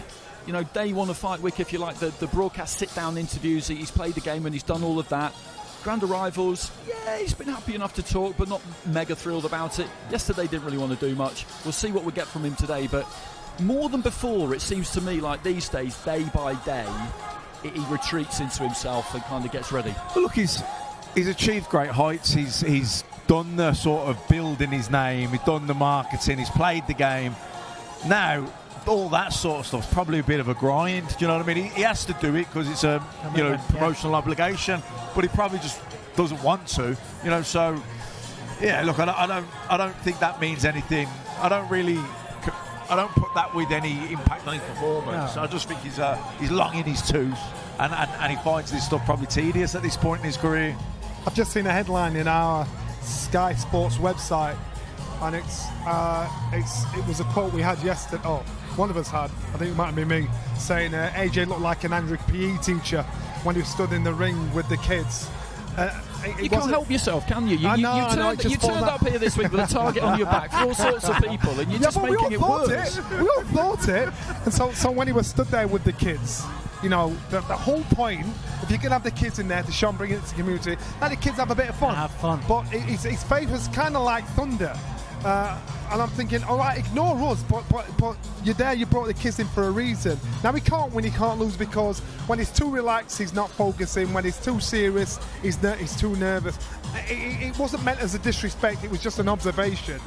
And I'm not moonwalking out of this conversation. It was just an observation. You look like an angry PE teacher. And so I think I've dropped off. I think Johnny just said it. I've seen it on. I've seen Johnny do the moonwalk. No, it's great. It's great to see a man just double down. When things are maybe not going volunteered. Your way. I know. At the start, on the WhatsApp group at the start of the week, he did say to us all, have you all got your Johnny Nelson masks? He wants it to be like that scene in Harry Potter where they take that potion and they all start to look like him, so nobody knows who the real one is, because he's got so many people chasing him around. But it's been good fun. Somebody wants to stand next to me.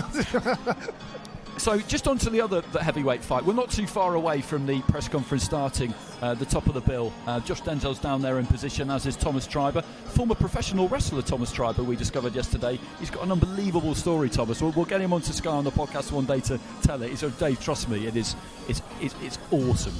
With Zhang against Parker, we talk about size, and again, that's an issue there, isn't it? Because Parker is a good, solid heavyweight, but he is pretty mobile. Zhang is 20 stone, and he's got really good boxing mechanics and technique, but he's 20 stone, and you have to try and make that count against him. But Johnny's been outlining his plan for how you do that. Dave, as a trainer, how would you be telling Parker to box Zhang? Parker's got to use his feet, especially early doors. We all know that Zhang gets tired, 6 rounds into a fight, he's going to start draining. Don't forget, each 5-6 months that passes, Zhang's getting older and older and older, and if you go back to the Hrgovic fight, see how he gassed when he boxed the guy that he drew with Jerry Forrest. Yeah, he's got a track record of a guy that can gas down the stretch. Parker's got good feet now. He's got good feet, and he's mentally, I think, so much more confident. And he's been busy, so his fitness, his fighting fit. His fighting conditions there. I think Andy Lee's done an unbelievable job on him, mentally as well as physically in the boxing ring. I think he's developed better technically. I think he's delivering his punches a lot harder, so he's now punching. He's delivering his punches better, so now he's punching harder. But he's sharp. He can move his feet. And he's boxing so disciplined these days, and we saw that with Wilder. And he's boxing with confidence. And I think first few rounds, don't stand in front of him. Bang to his chest, bang to his body, and Parker can punch well to the body as well. And what we know about Zhang is he's right there to be it. So I think he's got to ride out the first few rounds. We continue with our second press conference today for Knockout Chaos, a great night of World Championship Boxing this Friday, live from Kingdom Arena in Riyadh, Kingdom of Saudi Arabia. It is being brought to you by Frank Warren on behalf of Queensberry Promotions and Eddie Hearn for Matchroom Boxing in conjunction with Riyadh Season, National Events Center, the General Entertainment Authority, GIA, Gold Star Promotions, Gimmick, and Stella. Let's now welcome our participants. First, here is Nick the Wrecking Ball.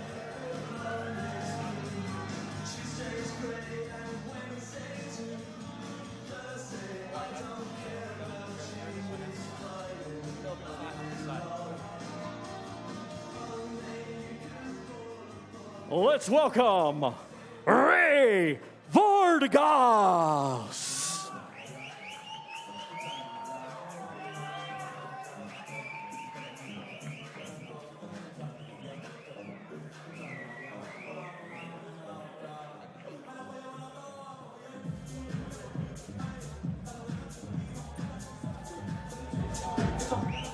Let's welcome Joseph Parker.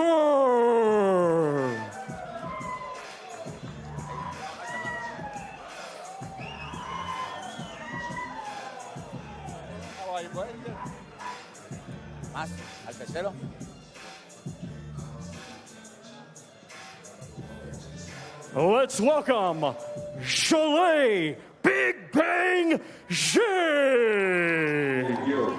I'm Peter Pan. I'm fan everything. I will find you.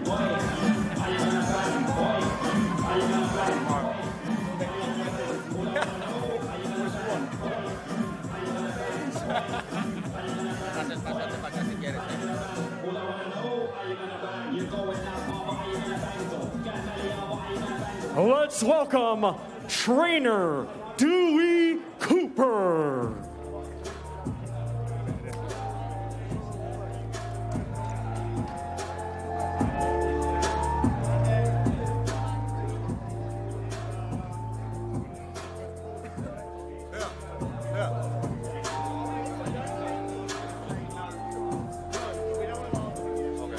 Let's welcome trainer Ben Davison.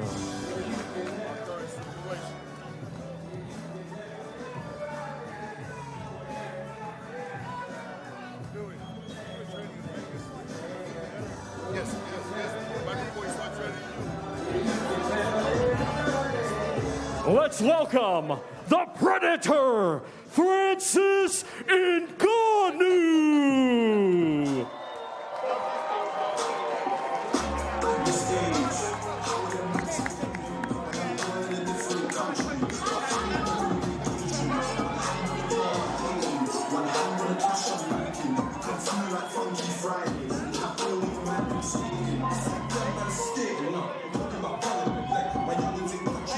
Let's welcome AJ Anthony Joshua.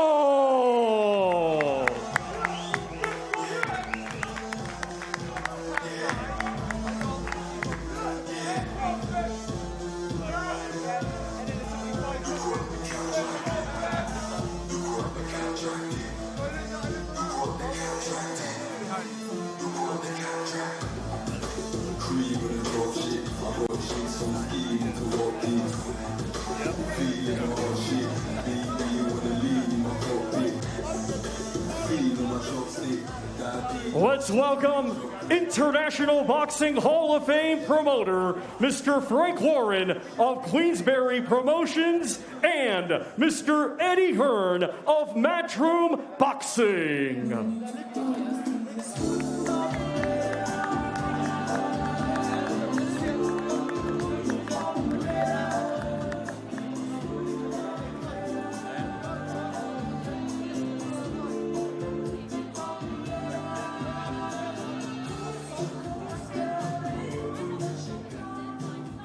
And now, here is your host, Josh Denzel. Ubud. Hello and welcome to the Knockout Chaos main event press conference. It's a pleasure to be joined here by some of the brightest and best in the boxing fraternity. Now, this historic fight night will be presented to fans worldwide by Eddie Hearn of Matchroom Boxing, Frank Warren of Queensberry Promotions, in conjunction with Riyadh Season, the National Event Centre, the General Entertainment Authority of the Kingdom of Saudi Arabia, Goldlink Promotions, Gimmick and Seller. Now, this fight will be live on DAZN worldwide and available in the UK, and also available on Sky Sports box office. I could sit here and try and do my best to promote this fight, but I'm going to leave it to the professionals in the middle. Frank, I'm going to come straight to you. It's we're 3 days in or 4 days into it, another incredible show out in Riyadh. How game-changing has this partnership with Saudi Arabia and His Excellency been? Well, it's just brilliant, and we got to thank King Salman bin Abdulaziz, and we also Crown Prince Mohammed bin Salman, His Excellency Turkey, Al Sheikh, for all the fantastic work that he's done in making this happen, and the chairman and the GA and Seller and all their teams, along with all the guys here. It's been brilliant to work together, and how do I feel about it? It's marvellous. You couldn't wish for any more. We're in boxing heaven. I was going to say, we're getting fabulous shows, fabulous undercards. It doesn't get any better than this. These shows seem to just be getting bigger and bigger. They do, bigger and bigger. This is the third and the last of the season, and then we got 2 more to come up in the next 5 months. We got the 18th with Tyson in the biggest fight of this century against against Usyk, which is a fight everybody's been waiting to see. And then we've got a fantastic night on the 1st with another unification fight between Beterbiev and Bivol. And then there's a little matter of me and this bloke on my right here. We're going to have 5 against 5. We've been working on it, and hopefully we're going to have an announcement soon. I think everybody's going to love. But it starts the year here tonight with this fabulous top of the event. It's all friendly now until the 5 week 5 comes. I look forward to that right now. Eddie, this show is called Knockout Chaos, aptly titled. Is that a clue of what to expect come Friday night? Yeah, some big hitters. Firstly, welcome everyone again. Assalamu alaikum. And thank you, of course, to everybody to help put this show together, particularly His Excellency Turki Al-Sheikh. Of course, our partners, Queensbury and Spencer Brown at Gold Star as well. Thank you. All our partners at DAZN around the world broadcasting this incredible show. I think pound for pound, I said earlier, a better show than Day of Reckoning. I mean, we talked about the undercard previously. Up here, 3 fantastic fights. Young Nick Ball from Liverpool looking to win the WBC World Championship against Mexico's Ray Vargas, who is not looking forward to Joseph Parker against Zhilei Zhang. It's one of the best fights that can be made in the division. And then these 2 giants, I said earlier in the week, Godzilla against King Kong, 2 beasts come together. And we had that fight signed, the Wilder fight. And myself and Frank were invited very quickly to His Excellency's house. And he said, what is the biggest fight we can make? And the answer was Anthony Joshua against Francis Ngannou. It's going to be an unbelievable heavyweight spectacle on a massive night of boxing. And we're all very lucky to be here. I feel very blessed to be here and to put, like Frank said, we're in dreamland for boxing right now. All the fights that we want to make, that we can't normally make, sometimes even on the same night. No doubt about that. Now, the man next to me, Frank, Nick Ball, he fights for a world title. What can we expect from him? You asking me? That's you, Frank, yeah. What can we expect? Well, I'll tell you something. It's non-stop action. That's what you can expect. He's got a fantastic opportunity here. I can't tell you how highly I think of him. Everything he's had to do, he's done it in absolutely in style. We call it a wrecking ball, and that's exactly what it is. And I'm sure he will take this opportunity with both hands against a guy who I think is the best featherweight in the division, who's only got, I think it's 1 loss on his record, double world champion. He's certainly not come here to make up the numbers, that's for sure. And I think we're going to get something special. And I do think if anybody can pull this off, it's Nick.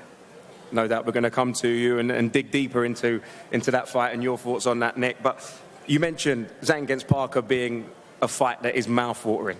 Anything could happen. It feels like it's a real 50-50. How do you see that one going? That's purely fireworks. This is knockout chaos, right, Frank? I do think it'll be a knockout. I mean, look, they're both quality fighters, absolute quality fighters.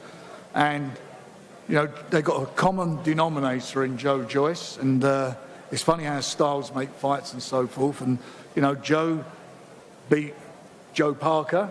But since then, I think it's 4 wins. And this is his home at the moment. He keeps having these wins here. Fantastic win last time out against Deontay Wilder. And then we got Zhang, who came to London and beat our guy. Not once, beat him twice in style. So the 2 of them now are in a position where, and all these heavyweights are in a position where on the 18th of May, that big unification fight, somebody's going to win that, obviously.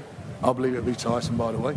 But somebody's going to win it. And these guys now are all jockeying for position to be at that big table, to get a shot at the number 1 guy. So these are all important fights, they're all exciting fights, and they're all really well-matched fights, every single one of them. And we do get upsets, as we know in boxing. We had it on the last card. But I just think this fight is going to be something special as well. I mean, this is a real good fight card for fight fans. It doesn't get any better than this. Thanks for that, Frank. Now, Eddie, the man next to you, Anthony Joshua, former unified heavyweight champ. How big can this year be for him?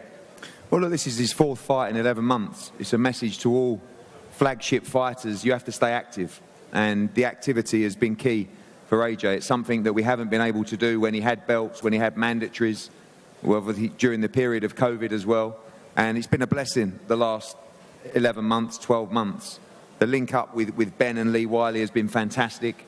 I've never seen him punching with such ferocity. I've never seen him with such confidence. And I believe he's the best heavyweight in the world. I really do. I always have done. We've always stood by him. He's achieved so much in the sport. 2-time unified world heavyweight champion.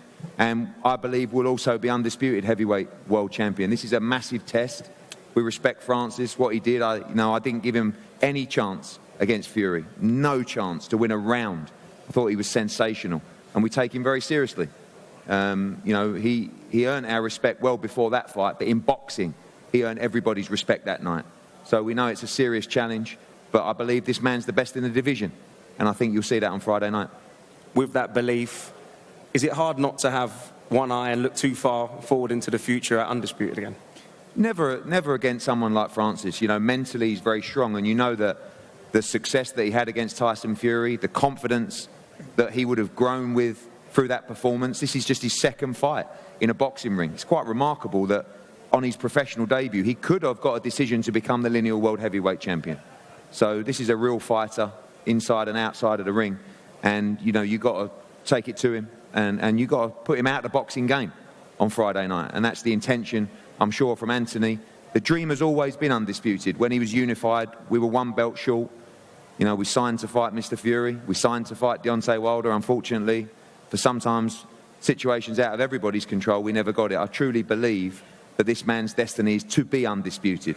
But it's all irrelevant come Friday night. It's just a big man, a giant in front of him that he has to take out. 100%. Now, Nick, promise we get to you. You weren't happy with the walkout music? You wanted a little baby or something a bit more hyped? Yeah, something like that, yeah. But it's all good. Made up to be here. So that brings me on. I mean, you've got to be happy in a barnstormer in a fantastic fight against the WBC featherweight champ, Ray Vargas. Now, how incredible is it to be sat at this top table on a huge card like this, fighting for a world title?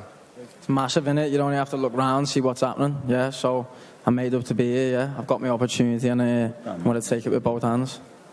I saw a video of you blind ranking fighters. Ray Vargas actually came out as #1. How much do you respect him as a champion? I respect all fighters you get in the ring, yeah. And he's world champion, and so he is #1 for now. But come Friday night, that's going to change. Obviously, he's coming off a loss in his last fight. Does that change your mentality? Do you have to still remain focused when you go into this fight? Yeah, that's always the goal, innit, to remain focused. That's what I'm doing now, just taking each day as it comes, enjoying this experience, and just staying focused and ready to get the job done. Whenever your name is mentioned, I think explosive is the only word that ever comes after it. You've made a name for yourself as an explosive fighter, front foot, aggressive. Do you think that he can handle that? I'm not too sure. We'll find out on Friday night, yeah. I can't really say. No one knows what's going to happen until you get in the ring, with this boxing. But I'm definitely coming explosive, so we'll soon find out. What will it mean, you travelling back to Liverpool, belt around your waist, embraced by the city? How would that feel? Mean everything to me, because this is a life-changing fight for me, so that's everything to me, yeah. I guess these are the things that you work for. You grind in the gym from a kid to now, so good luck to you, my friend. Nice one, appreciate it. Now, Ray Vargas, I want to ask you a question. Is Nick Ball a man that you've been aware of, you've been following, you've been watching to come up? He is mandatory for the belt. Is it someone you kept your eye on? Can I hear pretty well? The sound is not that well on this side, so I'll shout. He said Nick Ball is mandatory. Yes. Have you had your eye on him? And talk to us about the fight on Saturday. Rey, esto es una pelea prácticamente mandatoria y vas a pelear con un gran rival. ¿Qué piensas de él? Primeramente, buenas noches a todos. Agradecer a BBC, mi empresa, al Jaimon, Luis de Cuba, al señor Frank, RG por hacer posible esta bonita función. Well, first of all, I would like to thank all the promoters involved, which is Al Jaime, my promoter, Frank Warren, Matchroom Boxing, and His Excellency, and all the authorities for making this possible. Thank you very much, all of you guys. Esta es una pelea importante, claro, como todas. Es una pelea mandatoria.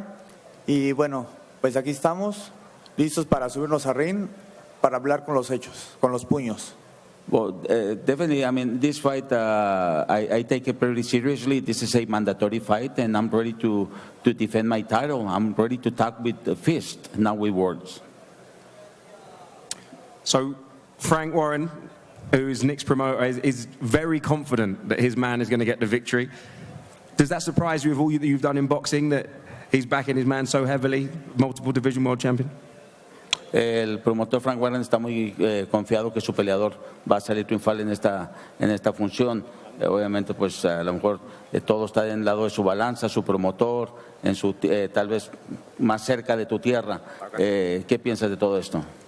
Pues yo creo que eso es normal. No hay entrenador que tenga miedo. Yo creo que el rival es el que se sube, ¿no?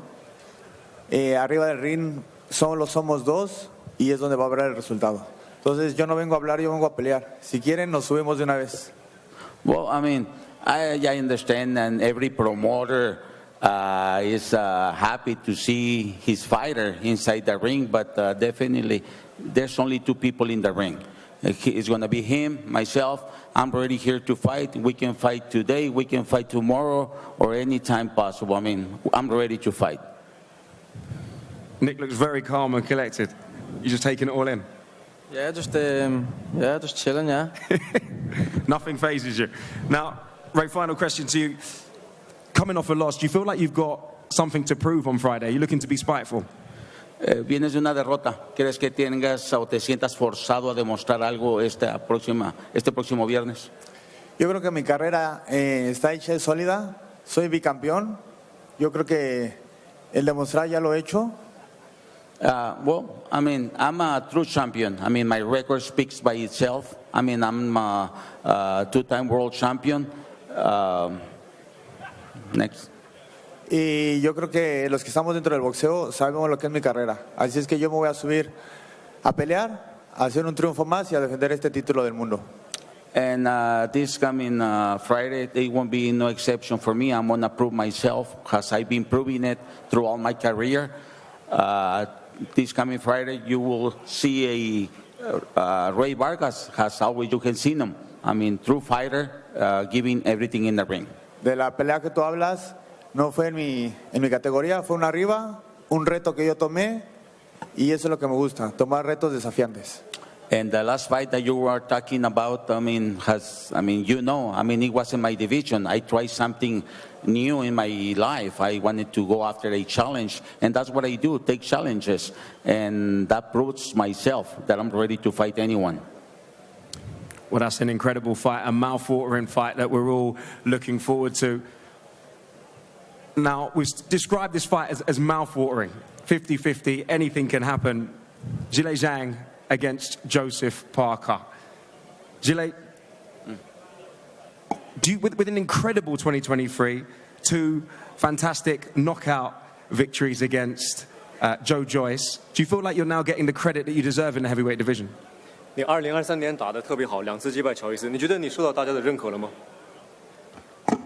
今天坐在这里，然后我感觉受到大家的认可，然后去年2次击败乔伊斯，然后大家都看到了。By sitting here, I believe I received the recognition I deserved. Everybody saw what I did to Joe Joyce back to back. Strong words. Now, Joseph Parker's looked incredible in his last few fights. What kind of a threat does he pose to you? 帕克的最近3场比赛打得都特别好，你觉得他会对你造成什么样的威胁？帕克是一个非常强劲的对手，年轻，饥饿感，他想从我手里夺走这条腰带，我知道这是他的目的，但是我是一只饿虎，我说过，我是下山捕猎的，我不会让，如果是想拿走我的腰带，他要付出沉重的代价。Joseph Parker is a hell of a fighter. He's young, he's hungry, and he's coming here for the belt. I'm the tiger right here. I'm here to hunt. If you want to take the food out of my mouth, you're going to pay the price. Joseph, you looking to take the food out of his mouth? Firstly, I just want to say it's great to be back here in Saudi Arabia. Great to be here with my team. I want to say thank you to His Excellency Turki Al-Sheikh, Spencer Brown, Tyson Fury, Matchroom and Queensbury for getting me on this card. And a major thanks to my sponsors, Vivian, Manuka Doctor, Wild Hydrate, Mad Butcher, who's very mad. And it's, I know Zhang's over there. You know, he said he wants to bang me. I just want to say to Zhang, I'm going to bang you.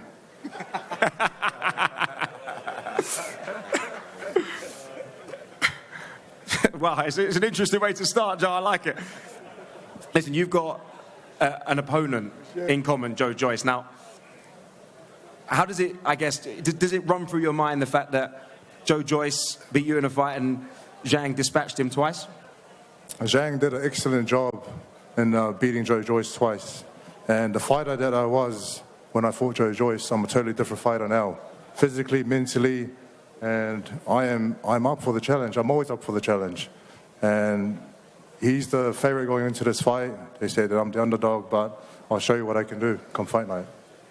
Joe, it feels like you've taken another step in your career under Andy Lee. I think you delivered arguably the best performance of your career. What's changed? What's happened? Is there something that's clicked? Is something Listen, I have a great team that I fully trust and believe in. Thanks to Tyson for linking me up with Andy Lee, great trainer, and again he linked me up with George Lockhart, another great trainer, nutritionist who have done some tremendous work. And when everything is going good in camp and everything is balanced and you feel great and you're seeing results, I feel dangerous. I really do. And Zhang's going to feel that danger. Now, what have you been working on, I guess, in camp to minimize Zhang's power? He's known as Big Bang, those two incredible knockouts, without giving too much of your game plan away. You're going to see.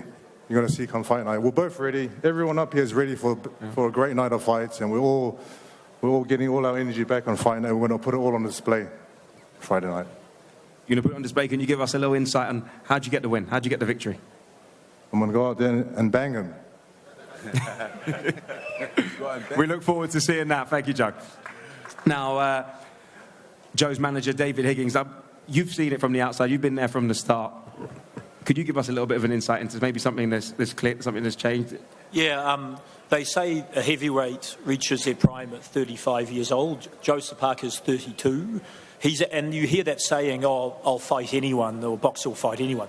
It's not very true. Only a few boxers will fight anyone. And Joseph's got quite a resume now. You know, there's Chisora twice, Andy Ruiz, Carlos Takam, Anthony Joshua, Dillian White, Joe Joyce, Deontay Wilder. That's quite a list for a 32-year-old. And it's a journey. And as Joseph pointed out, everything is clicking. It's only started clicking in the last 6 months. I've been with Joseph for 11 or 12 years now. It's been a privilege and a bit of a roller coaster, ups and downs. But I can, from the heart, say it's the best Joseph Parker I've ever seen, physically, mentally, spiritually, calm, collected. Andy Lee, George Lockhart, it's an amazing team. I think you can see the confidence. And, you know, just remember that Deontay Wilder fight, the two gentlemen in the middle there were gleefully thinking they're making a fortune. They had the next fight already made, and not many people gave Joseph Parker a chance there, and it was a one-way fight. So, you know, we know how well prepared we are. We've come here to win, and I see Joseph Parker winning the fight emphatically on Friday night. What is the process when you go to Joe and you give him these incredible boxing names, these dangerous fighters? Is it, oh, not again, we have to do this, or is it gleefully accepting? No, he never groans. I mean, one thing we've observed is Joseph's at his best busy, and he, you know, when he's been busy, he's had momentum, and probably the same for many fighters. And those long layoffs, coming into Joe Joyce, he was nearly 9 months out of the ring or whatever. This year this is his 5th fight in a calendar year. He's at his best, absolute best. Incredible. Great to hear from you. Thank you very much. Now, on to the Predator, Francis Ngannou. Now, Francis, you shocked the world at the back end of last year. I don't think anyone gave you too much of a chance, and you proved them all wrong. How do you go about shocking the world again? I think I haven't shocked the world yet. But first of all, I want to thank everybody here for coming here, for making this happen. Every single one here, all the promoters here. I also want to thank His Excellency, my brother Tuki Alasher. I want to thank AJ for also being part of this. You know, as I said, he always takes two to tango. So thank you for being here and for making this happen. But to answer your question, I really think I haven't shocked the world. You know, I'm still in the factory, building, you know, training, learning. And I think when I really gonna get it, I think that's where the world gonna be shocked. I'm just working, building, and learn about the sport. You know, the sport that I love my entire life, but didn't have the opportunity to really do it and gain some experience. And it's just now that I'm really like having that, working on that experience, and I think I'm gonna put something really, really nice. I can put something. I trust the process. I trust my team, the work that we are putting in. You know, so it's gonna pay off. You know, I was going to say I didn't give the outfit as much credit as it deserved. Usually it's Eddie Hearn coming up here with the flary outfits, but I have to commend you on that outfit, Francis. It's fantastic. It's fit for a press conference like this. Knockout Chaos. Let me tell you, that's a knockout outfit. Now, we saw you spending a lot of time. Thank you very much. It's my sponsor Jim Shark who make it for me with the special designer. I can't pronounce the name though, but send me the link. Yeah, I'm not sure my arms are filling it out though. Looking up to their boys, so trying to make me look good out here. No doubt. Now we saw you spending a lot of time hitting the body bag in yesterday's workout. Is that giving us a clue into your game plan come Friday? Excuse me? We saw you hit the body bag for a long time in your open workout. Is that giving us a little bit of a clue into your game plan on Friday? Everything is a clue. I mean, I have every space that I have an opening, I'm going to hit. So don't you worry about where is the key or the clue. So I'm not going to let any stone unturned and any opportunity unexplored. No, that we heard Joseph Parker speak about being happy, being active. I mean, AJ has been extremely active in the last 11, 12 months. What did you make of his performance in December? Between AJ? Yeah, AJ performance?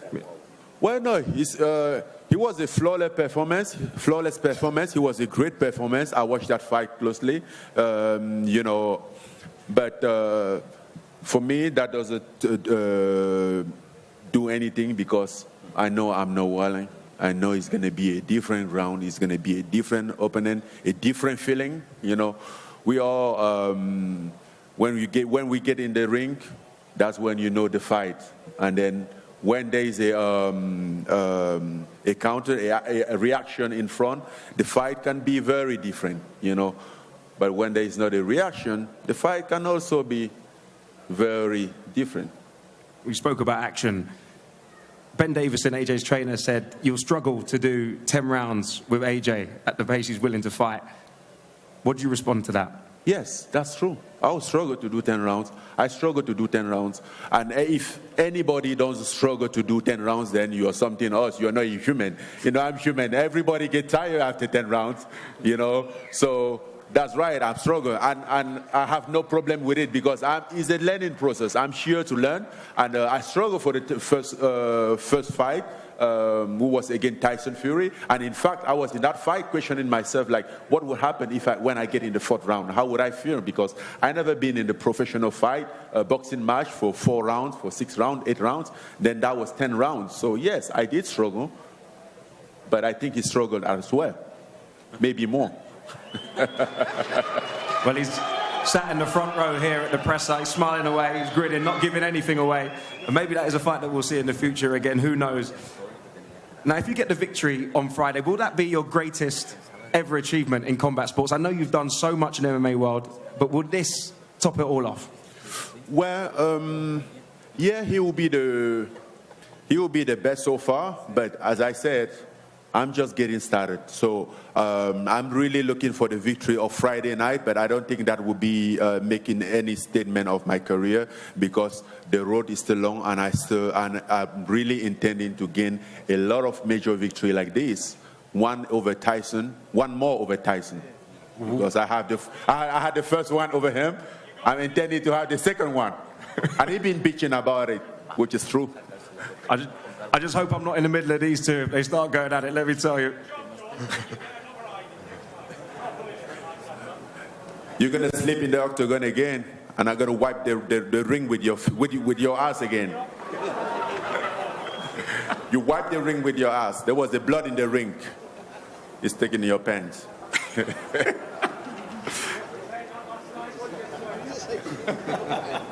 What is that? It's really heating up in here now. It's really heating up in here now. Francis is going to give you a chance to respond. I'm going to ask you the next question.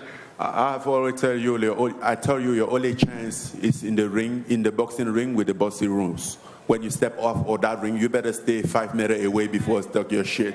Because if I lose it, you're going to have a really bad time, my friend. So, respect the fact that boxing is protecting us, and the rules of boxing is protecting us. Because without that, you are nothing in front of me. I beat you every day, twice on Sunday.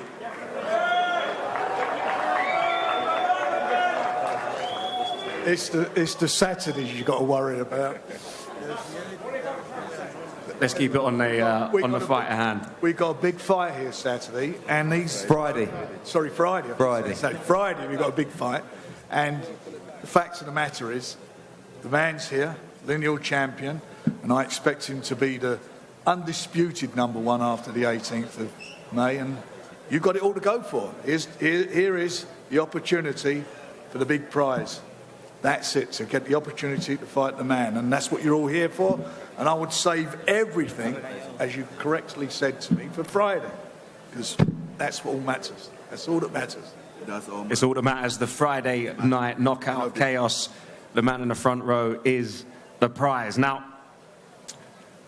Francis, how much belief, because it feels like you've gained a lot of belief from your performance against Tyson Fury, win, lose or draw, however you see it, how much does that feel you going into this fight against Anthony Joshua? Okay, so just to make this clear, last time we spoke before the fight, I didn't believe in myself. No. I think I always believe in myself. The reason why I'm here is because I always believe in myself, and doesn't matter the circumstances, doesn't matter the obstacle in front of me, I believe in myself. That doesn't mean that I control the outcome. I believe in the fact that I'm going to go out there and do my best, and I cannot control the outcome, and whatever the outcome is, I'm going to take it, But I believe in my determination, in my dedication. I believe in the work that I put in order to have what I want, and that's what built my confidence, So I always believe in myself, always. And even though sometimes it doesn't work, but I still believe in myself. I had a great training camp. Everything went well. We all spent a good time. And then we are 2 days out of a fight. We have a good training. Everything was perfect. So there's not a reason not to believe. I know that if I go out there and do my best, there's a big chance that I will go out there with the victory, and I'm going out there for that victory, and I'm going to let everything in that ring on Friday night to come out with a victory.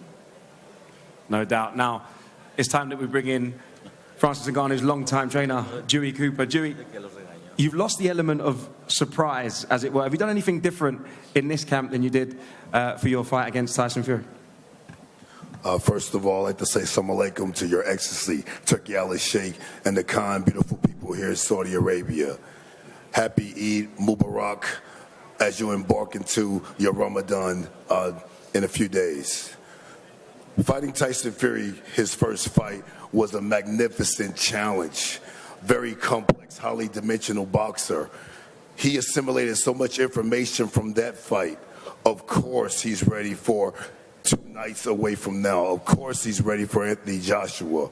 Of course he's going to show vast improvements in every aspect. Speed, power, conditioning, fight IQ.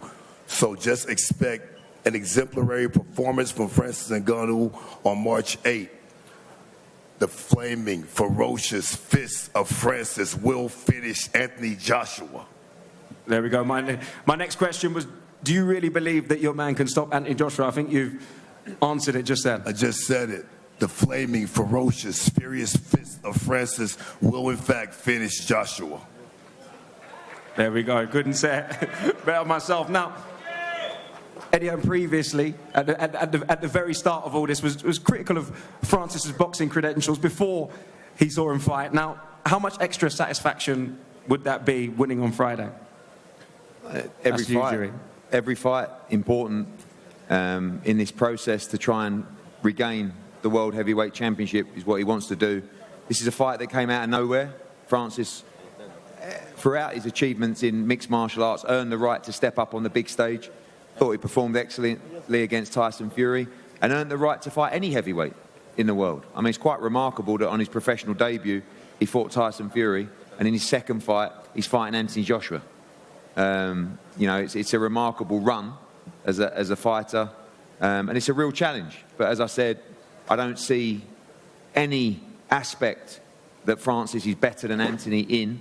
However, he's strong, he's powerful, and he's dangerous. So Ben and Lee will keep AJ disciplined, and he'll do what he does, and that's perform.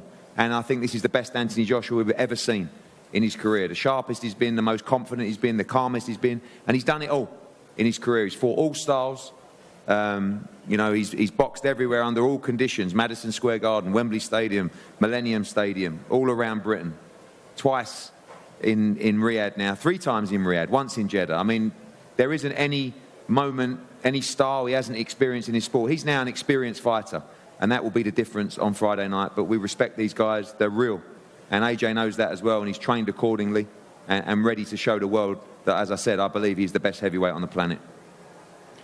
It's time to bring in Ben Davison, trainer of Anthony Joshua. Now, it feels like you guys, Ben, have really gelled over the past few months. It seems like that everything you do seems to be working. How has it been working with him on a day-to-day basis? You see him, you know, in the nuts and bolts, the grind, day-to-day in the gym. Yeah, it's a pleasure to work with. He's the ultimate professional, and he loves boxing. So obviously that drives us. We're passionate about boxing. He's passionate about boxing, and it makes for an enjoyable partnership. Now, there's been talk this week in the build-up of resilience and a little bit about heart. I mean, you see him every single day. How would you respond to those critics? We're going to find out on Friday. Man, a few words, I like it. It's strong words as well. Now, you've spoken about this 10-round fight and Ngannou potentially struggling to fight at that pace. Is that the key? Is it push the pace, tire him out, and hurt him late? I just think, you know, there's probably a false sense of confidence taken from the previous fight that he had. I think it's going to be a completely different situation. We've prepared for him respectfully, professionally, and I think, you know, same as everybody. Nobody knew what to expect last time. Nobody knew, you know, everybody, being honest, was slightly dismissive. Now we know that's not the case. And I think, you know, yes, you can say there was a lot of experience to have taken last time, but I still think it's going to be a whole new experience. Do you feel like, I asked Zhilei about losing the element of surprise, do you feel that that's I guess a confidence booster, a bonus that you've now seen 12 rounds of Francis Ngannou in a boxing ring to study? Yeah, to a degree, but I think Zhilei's an experienced coach, and I think that to think that he's only got one layer to his game would again be underestimating him, and we've not done that. So we're prepared for him to have some new layers to his game.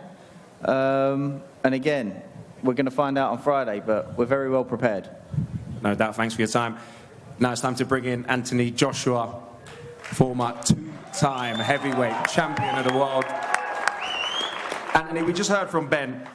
How has it been being back in camp with Ben? It feels like you two have got a real good bond. You two get each other. God is good. Life is good. No complaining. Had about 10 days off. Get straight back to basics. Get back on the grind. God is good. We're happy. Now, you're coming off the back of an incredible performance in December. What can we expect to see come Friday night?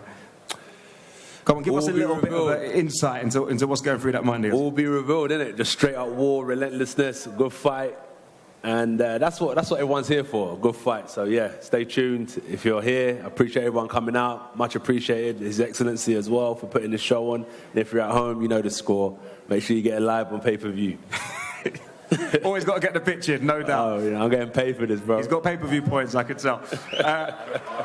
There's obviously an incredible incentive for the winner of this fight. We're not looking past this fight. This is my main focus. So the incentives and all that stuff is just to win. That's it. Just focus on my game plan and what I got to do. You know what? That makes sense. I was hoping you give me a little juicy gossip. We need a clip. We need something. Let me see. He said he's got AJ's AirPods. Everyone's asking what is playing in AJ's left AirPod. What's on the playlist? Let me see what I got for you people, yeah? Come on, this is the question we all wanted answered. All right, listen what we've got, right? You want to hear something? I don't know. I'll listen. You ready? And he's actually connected now.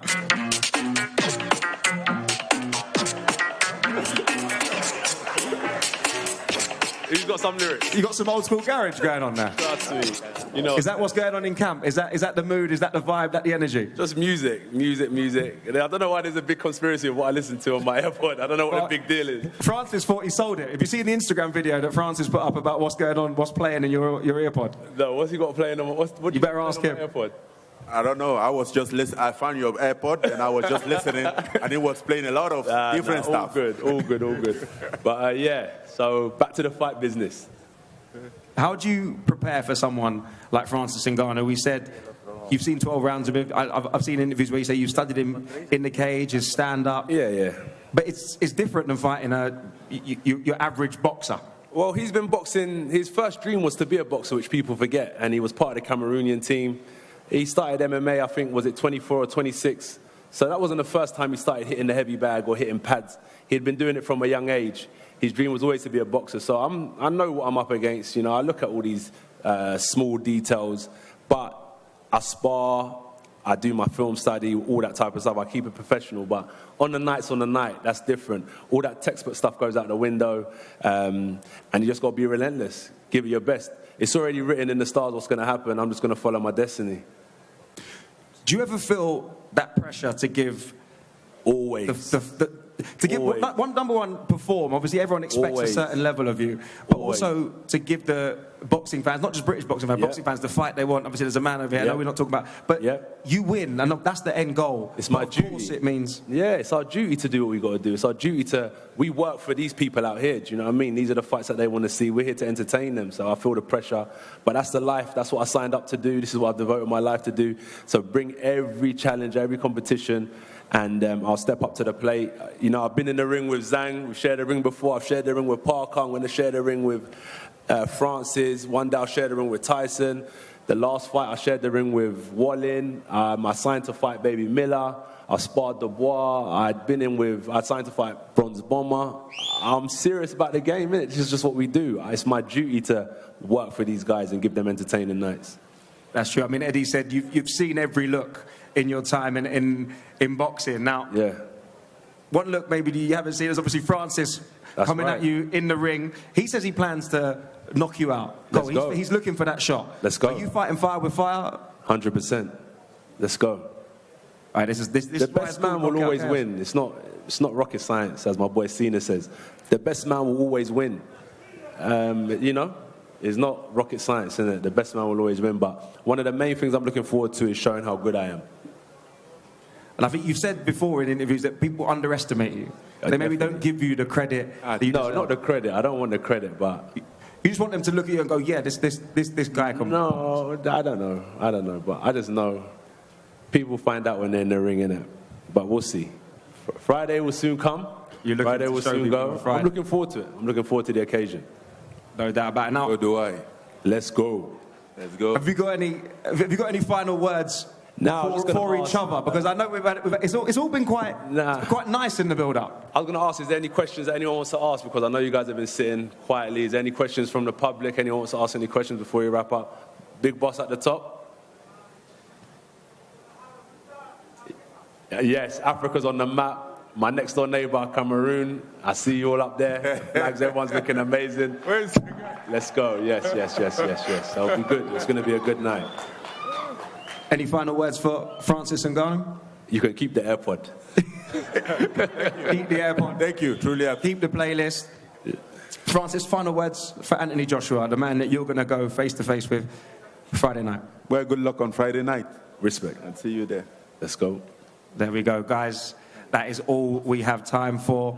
Thank you very much. Any final words? I'm going to give you, Frank, Eddie, the last word here in this press conference. Look, it's going to be a marvellous night. Wherever you're watching the fight, don't blink. It's going to be a great main event, and obviously all the undercard, as we said, are fabulous fights. I also want to just give a mention to George Warren and Spencer Brown for all the work they've also done behind the scenes to make this such a success. Yeah, echo that. Tune in. Friday night, don't forget, Friday night live on DAZN around the world. An incredible card, top to bottom. Good luck to both men. Good luck to all fighters on the card. Stay safe and God bless. No doubt, I think it's time for face-offs. Congratulations, everybody. Nick, you're up first. So that concludes the top of the bill press conference. It was interesting that there was some good stuff in there. We'll just have a chat whilst we look at the face-offs between the fighters and pick through most of what was said there. The temperature dropped a bit when Francis Ngannou started wagging his finger at Tyson Fury. That was quite an interesting interlude. But if we just stick with the actual fights that we're seeing on Friday night, Ngannou's got this amazing ability to kind of distill elite sporting mentality into simple statements. And what he's saying there basically, and this is what makes him kind of impressive, I find, is that you just control what you control. I control how hard I train, I've done that. I control the fact that I will never quit, I never do that. I control that I will give my all, I always do that. I don't control the outcome, but whatever it is, I'll take it on the chin and I'll move forward. And we had plenty of that from everybody, didn't we? Lots of realism about what it is that they're doing in there. Anyone can do anything to anyone else at heavyweight, and they're all ready to go. Yeah, I love his attitude. I could listen to Ngannou speak all day. His mentality is truly elite. In the fact that we all strive for success and we all strive to be the best, but he doesn't seem to put any pressure on himself while he's striving that. He knows that as long as he gives his best, he knows that that's all he can do, and he doesn't worry too much about it and overthink it. It was quite philosophical, wasn't it? You know what I mean? Like, all I can do is go prepare to the best. That's happened. That box ticked. I'm going to go in there. I'm not going to, fold on the night. I know what I'm going to bring to it. But ultimately, what's going to happen is going to happen. And just looking at the height difference there between Ray Vargas and Nick Ball. Nick Ball's 5'2", Ray Vargas 5'7.5" according to BoxRec, but he's not. I stood next to him the other day. He's my height. He's 5'10", 5'11", so that's nothing new for either of them, though. That WBC belt on the line. Joseph Parker against Zhilei Zhang, those two next up. And looking at the top table, one thing I really liked is that with 6 fighters there, we've got 5 different continents represented. This is a global sport, and this is a global event. He's great fun, Zhang, as is Parker. Again, there's no trash talk, there's no nonsense, but when the bell goes, it will be very serious business. He's just so big, isn't he, Zhang? Because Joseph Parker's a big dude. He's a big fella, yeah, definitely. I mean? And you look how big his head is. Yeah. Zhang, and he's for such a big guy as well.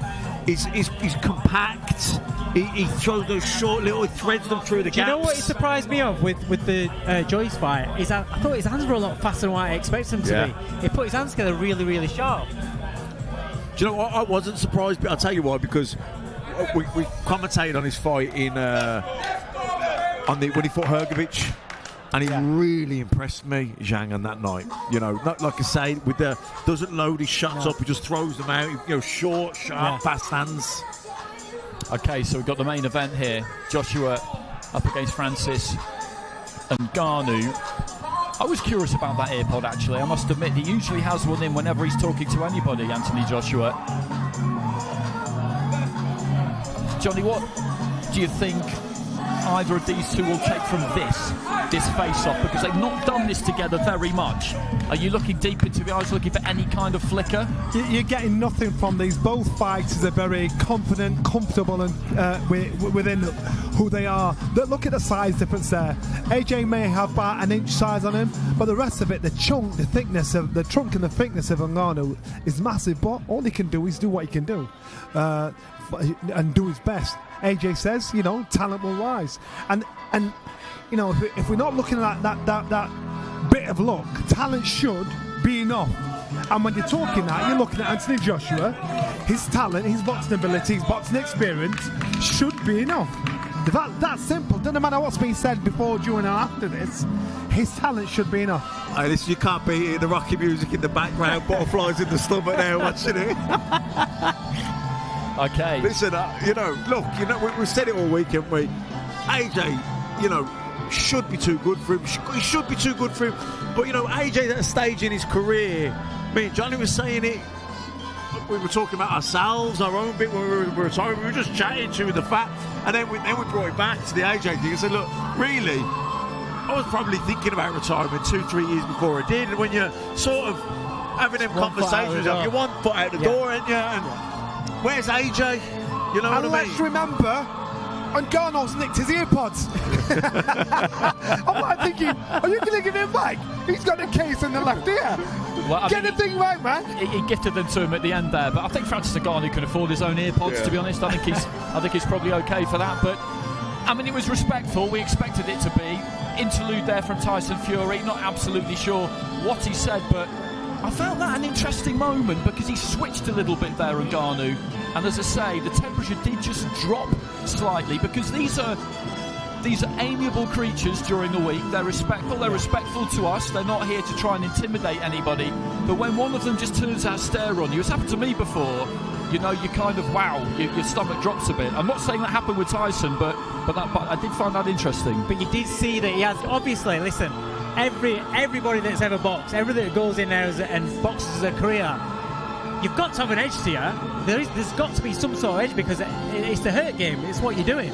So no matter how amiable you be, no matter how nice you are, your persona is nice, and how you are out of the ring, you've got that side, haven't you? You've got that side, and all it needs is that little bit of a flicker. Listen, this guy's the nicest guy on the street that you'll ever meet, but I've seen him when he switches. Everybody's got that in him, and you can see that in him just a little bit, just letting you know, listen, don't think you can buoy me, don't think you can put me in my little box, because that ain't happening. He just wants to put that out there, but he still did it with a little bit of a smile, a little bit like, But that's what makes this fight so chilling. You saw Anthony Joshua, he can switch. You saw Ngannou, how he kind of switched a little bit on Tyson Fury, basically saying, behave yourself. Behave yourself. Boxing protects you. Outside of this, behave yourself. And Tyson kind of thought, we're good here. So you can see both fights as serious individuals. So when the bell goes, I now think this fight isn't going to go the distance. I really don't think it's going to go the distance. If Anthony Joshua gets a knockout, I think it's a great shot because Ngannou is a proper unit. But Ngannou will never outbox Anthony Joshua. And I think he's tongue-in-cheek when he's saying, I struggled 10 rounds. Don't be suckered in by that. He's done his distance. He's had 5 different sparring partners. He's stepped him up the last 3 weeks, and he made sure he's worked hard. He can do 10 rounds easy. So don't be suckered by that. I struggle with that. He's happy to play the game right now. But when Tyson Fury chipped in there, he shut him down, indirectly saying, shut up, stay out of this. Don't mess around me here. I loved how he responded about the 10 rounds as well. It's just, when we talk about self-confidence, it's in that inner confidence. He doesn't feel like he has to defend himself over anything. He didn't feel like a lot of fighters would be like, no, I'm 10 rounds, no problem. But he was like, all right, I was tired. Your natural reaction to someone say you struggle, piss stick. But he didn't buy it. He goes, of course. He said, well, and that's who doesn't struggle over 10 rounds? What struck me as well is that when you listen to a couple of them reel off their resumes, Parker talking about everybody he's fought, David Higgins actually going through it for him, Joshua listing off the people he's been in with, the fact that Tyson Fury sat in the front row, he's going to fight Usyk next. We are in this era now, aren't we, that we've been wanting for a really long time, where it is going to be around Robin and everyone is going to fight everyone. Yeah, and it's great for the sport, and it's what we need. It's what the sport, and especially in the heavyweight division, we've been moaning about it for a long time. But now you're just looking at all, and it's all flagship division. What happens in the heavyweight division is going to trickle down, isn't it? And there's actually nobody's being left out. What about fighting him? What about you've got the best fighters in the heavyweight division in a playoffs. Yeah, it's finally happening. They're all in. I think last time we had something like that was the Super Series with Carl Froch and everybody. Something like that. You've got in the best fighting the best. The cream will always rise to the top. And so we can't say, well, he should be in it. Yeah, I understand. I complain and say, you know what, Ngannou doesn't deserve the shot. He's the wild card of this. But at least we're getting the fight happening. Someone's decided to say, All you lot, get in the room, get on with this, stop this nonsense, and now it's happening. And it's the rate that these events are coming at as well, because Ngannou boxed at the end of October. For him to be boxing again at the start of March, we'd look at that and think, God, blimey, that's a quick turnaround. But Joshua and Parker boxed on December the 23rd. You know, this is where we are now. And if you want to stay on this ship, stay on this train if you're a fighter, you have to be prepared to do it, or they'll find somebody who will. And that's another really good thing. That's how it should be. Boxing, back in the day, it was like that. Fighters were active. You know, I remember like James Toney when he was world champion taking non-title fights in between. You know, that's boxing. That's how boxing used to be. But then we got into this habit where it became, 4 fights, 3 fights, then 2 fights, and a lot of champions now fight once a year. So this is great. And like you say, we're not going back to the 40s or 50s, but even like Buddy McGurk, I think early 90s, he boxed 7 times. I think in 1 year he was world champion. Yeah. They weren't all title fights, but like you say, he even took non-title fights to stay busy. I think Ngannou fighting on Friday night against Anthony Joshua. I was trying to find something to compare to it. I'm thinking Lomachenko in his second professional fight, fought for a world title. I think Leon Spinks in his 8th world. Yeah, but these were Olympians, weren't they? He boxed Ali, but Ali was at the back end of his career. But that's when the experience showed. When these guys stepped up a little bit too fast because of the expectations, they got exposed. I expect that Friday night. I do expect it. It could happen, but it's one of a number of things that could happen. Let's just have a quick chat about Ray Vargas, Nick Ball as well. I don't want to overlook that one. That was up on the top table, which is a great experience for Nick. Ray Vargas, pretty relaxed. This is not his first world title rodeo. I think 8 of his last 9 have been world title fights. He's very, very experienced, and he's a book you don't want to judge by its cover, because I think Andy Scott said to me a while ago that he looks like a supply teacher, and he may well do, but he's a supply teacher who can smash you really hard in the face. You know, he can really, really fight, but not necessarily your typical Mexican, in that he can mix it up and do it a number of ways. I probably don't think that Nick Ball's quite ready to get in there and get the win with Vargas, but I think he'll put a hell of an effort in, and I think his stock will go up in defeat, and his time will come. And Nick he'll learn a hell of a lot from this fight. I'm with you. I don't think he'll pull it off, but from this fight, it might make him the fighter who he will be in the future. Yeah. If he pulls it off now, it's a big responsibility. Is he ready to be at that level? Depends on how tough the fight is, how he gets the win. If he doesn't, how the fashion of the loss will determine his development further down the line. So in terms of the main event and the fighters we just saw there, the top of the bill fighters, just to return to them, fight week is long. It can be long. You know, they've had a lot to engage with already. From a fighter's point of view and from a trainer's point of view, are you just relieved now that as a fighter that this is mainly done, and as a trainer that he's mainly done with it, because now it's just the weigh-in, and for heavyweights that's not really of any great consequence. consequence. Have gone now. AJ's gone, Ngannou's gone.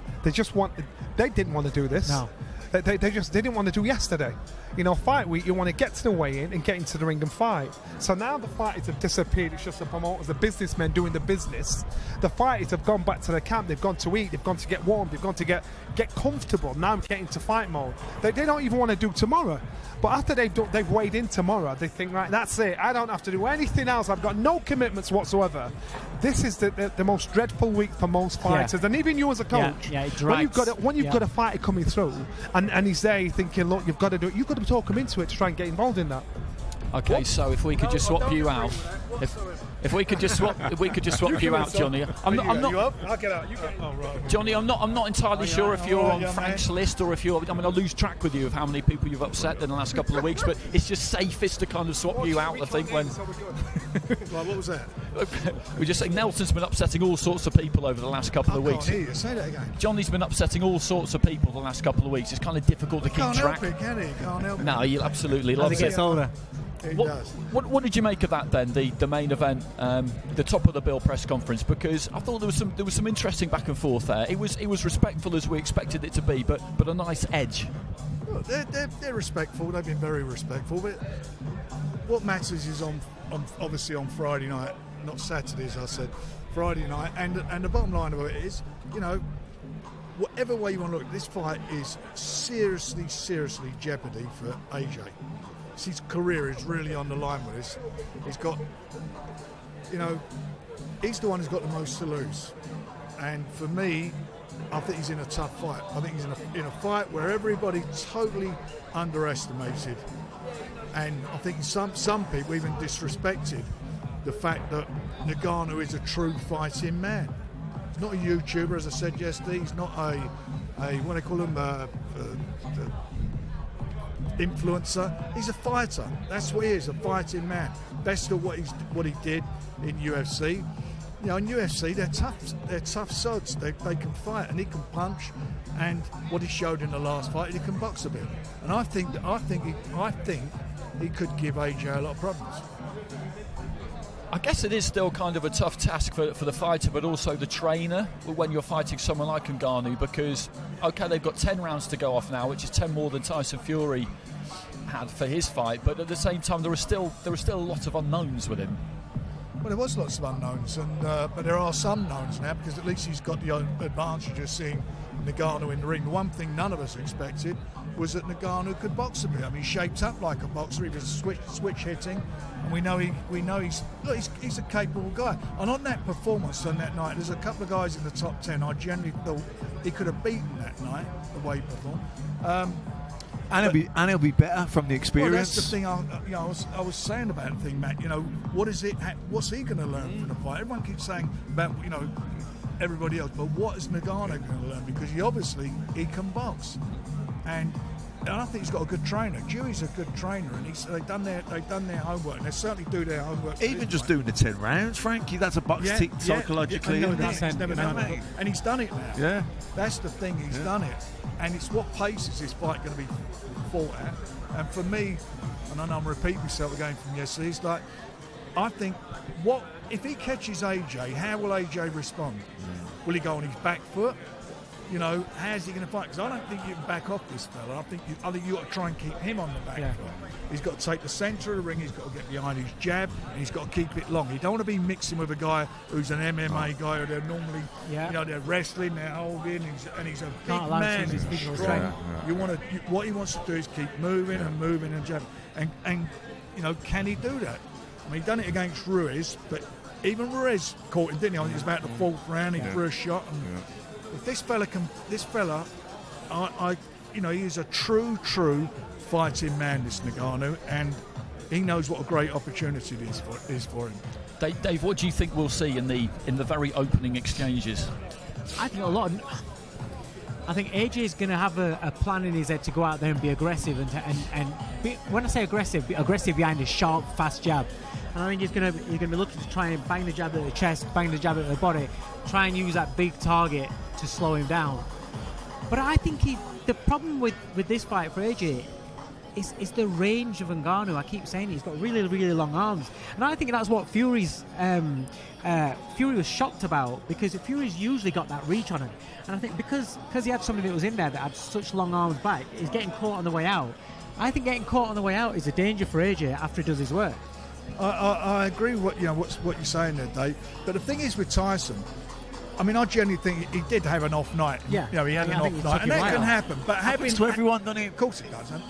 But as I say, this fella, you talk to him, and he's like not fazed by any of this. He's not the slightest bit, concerned or worried. Wants to fight, wants to be in there, and as I say, for me, if I was AJ's handlers, I've got to be honest, I don't think I'd have made the fight, irrespective of the outcome, because I think it's too much to lose. He's got everything to lose. What has he really got to gain? Even if he wins, people will say, well, he should have beaten him. And that's it. Having said that, they must fancy it. Ben Davidson's not an idiot, and nor's the people around him, so they must fancy the job. AJ must really fancy the job, and irrespective now whether they did or they didn't, it's done. So it's on now, Friday night, we're going to see what it's all about, because I honestly think whoever lands that first punch, I'm talking about the one that's the real strong punch, that's going to be the It's going to be interesting to see the mentality of AJ if he lands a really sharp, hard right hand on Ngannou, and it doesn't faze him one bit. It's going to be interesting to see how Joshua reacts to that, because I'm sure he still believes that because he's a big puncher. I believe that the work that he's doing, how they get you to punch harder, punch through the target more, I think AJ believes it. When he steps in with that 1-2, if you look at if you look at the Fury fight, when Ngannou's pulls back wide, leaves a big gap, and I think they want to exploit that with the right hand. And if he cracks him hard early and he has no reaction, that's when we'll see the difference. He's got to do what Tyson was done in the second half of the fight, which you got behind his jab, you keep it nice and long. You don't want to be getting in there, fighting inside. He wants to keep on the outside, my opinion, but keeping him there. And Tyson, we talked about it yesterday, and he said to me, I can't remember the round when he got knocked down. Was it the third round? Third. He said he hit him with about 3 good shots, real good shots, and he took them. Yeah. He said he's tough. He took the shots, and then he come back with that hook and clips him on the top of the head. So AJ's got to be really, really 100% focused all the time with this bloke. Yeah. Okay, so we're going to have to wind it up there, gents. Thanks, Frank. Thanks very much for your time. Thanks for you too. Thanks to Johnny as well, wherever he's gone to hide. He's running around this amphitheatre just desperately trying to avoid people and duck for cover. Fight week is well and truly upon us. We're clicking through the gears as we move up towards Friday night. It's like a heady brew, isn't it? It's intoxicating and gets to you day by day by day. That was a good press conference for the undercard, but also for that top of the bill. There are still so many questions that we feel like we don't really know the answer to. We will get the answers on Friday, but do join us tomorrow from 7 o'clock local time, 4 o'clock UK time for the weigh-in. Until then, take it easy, everybody.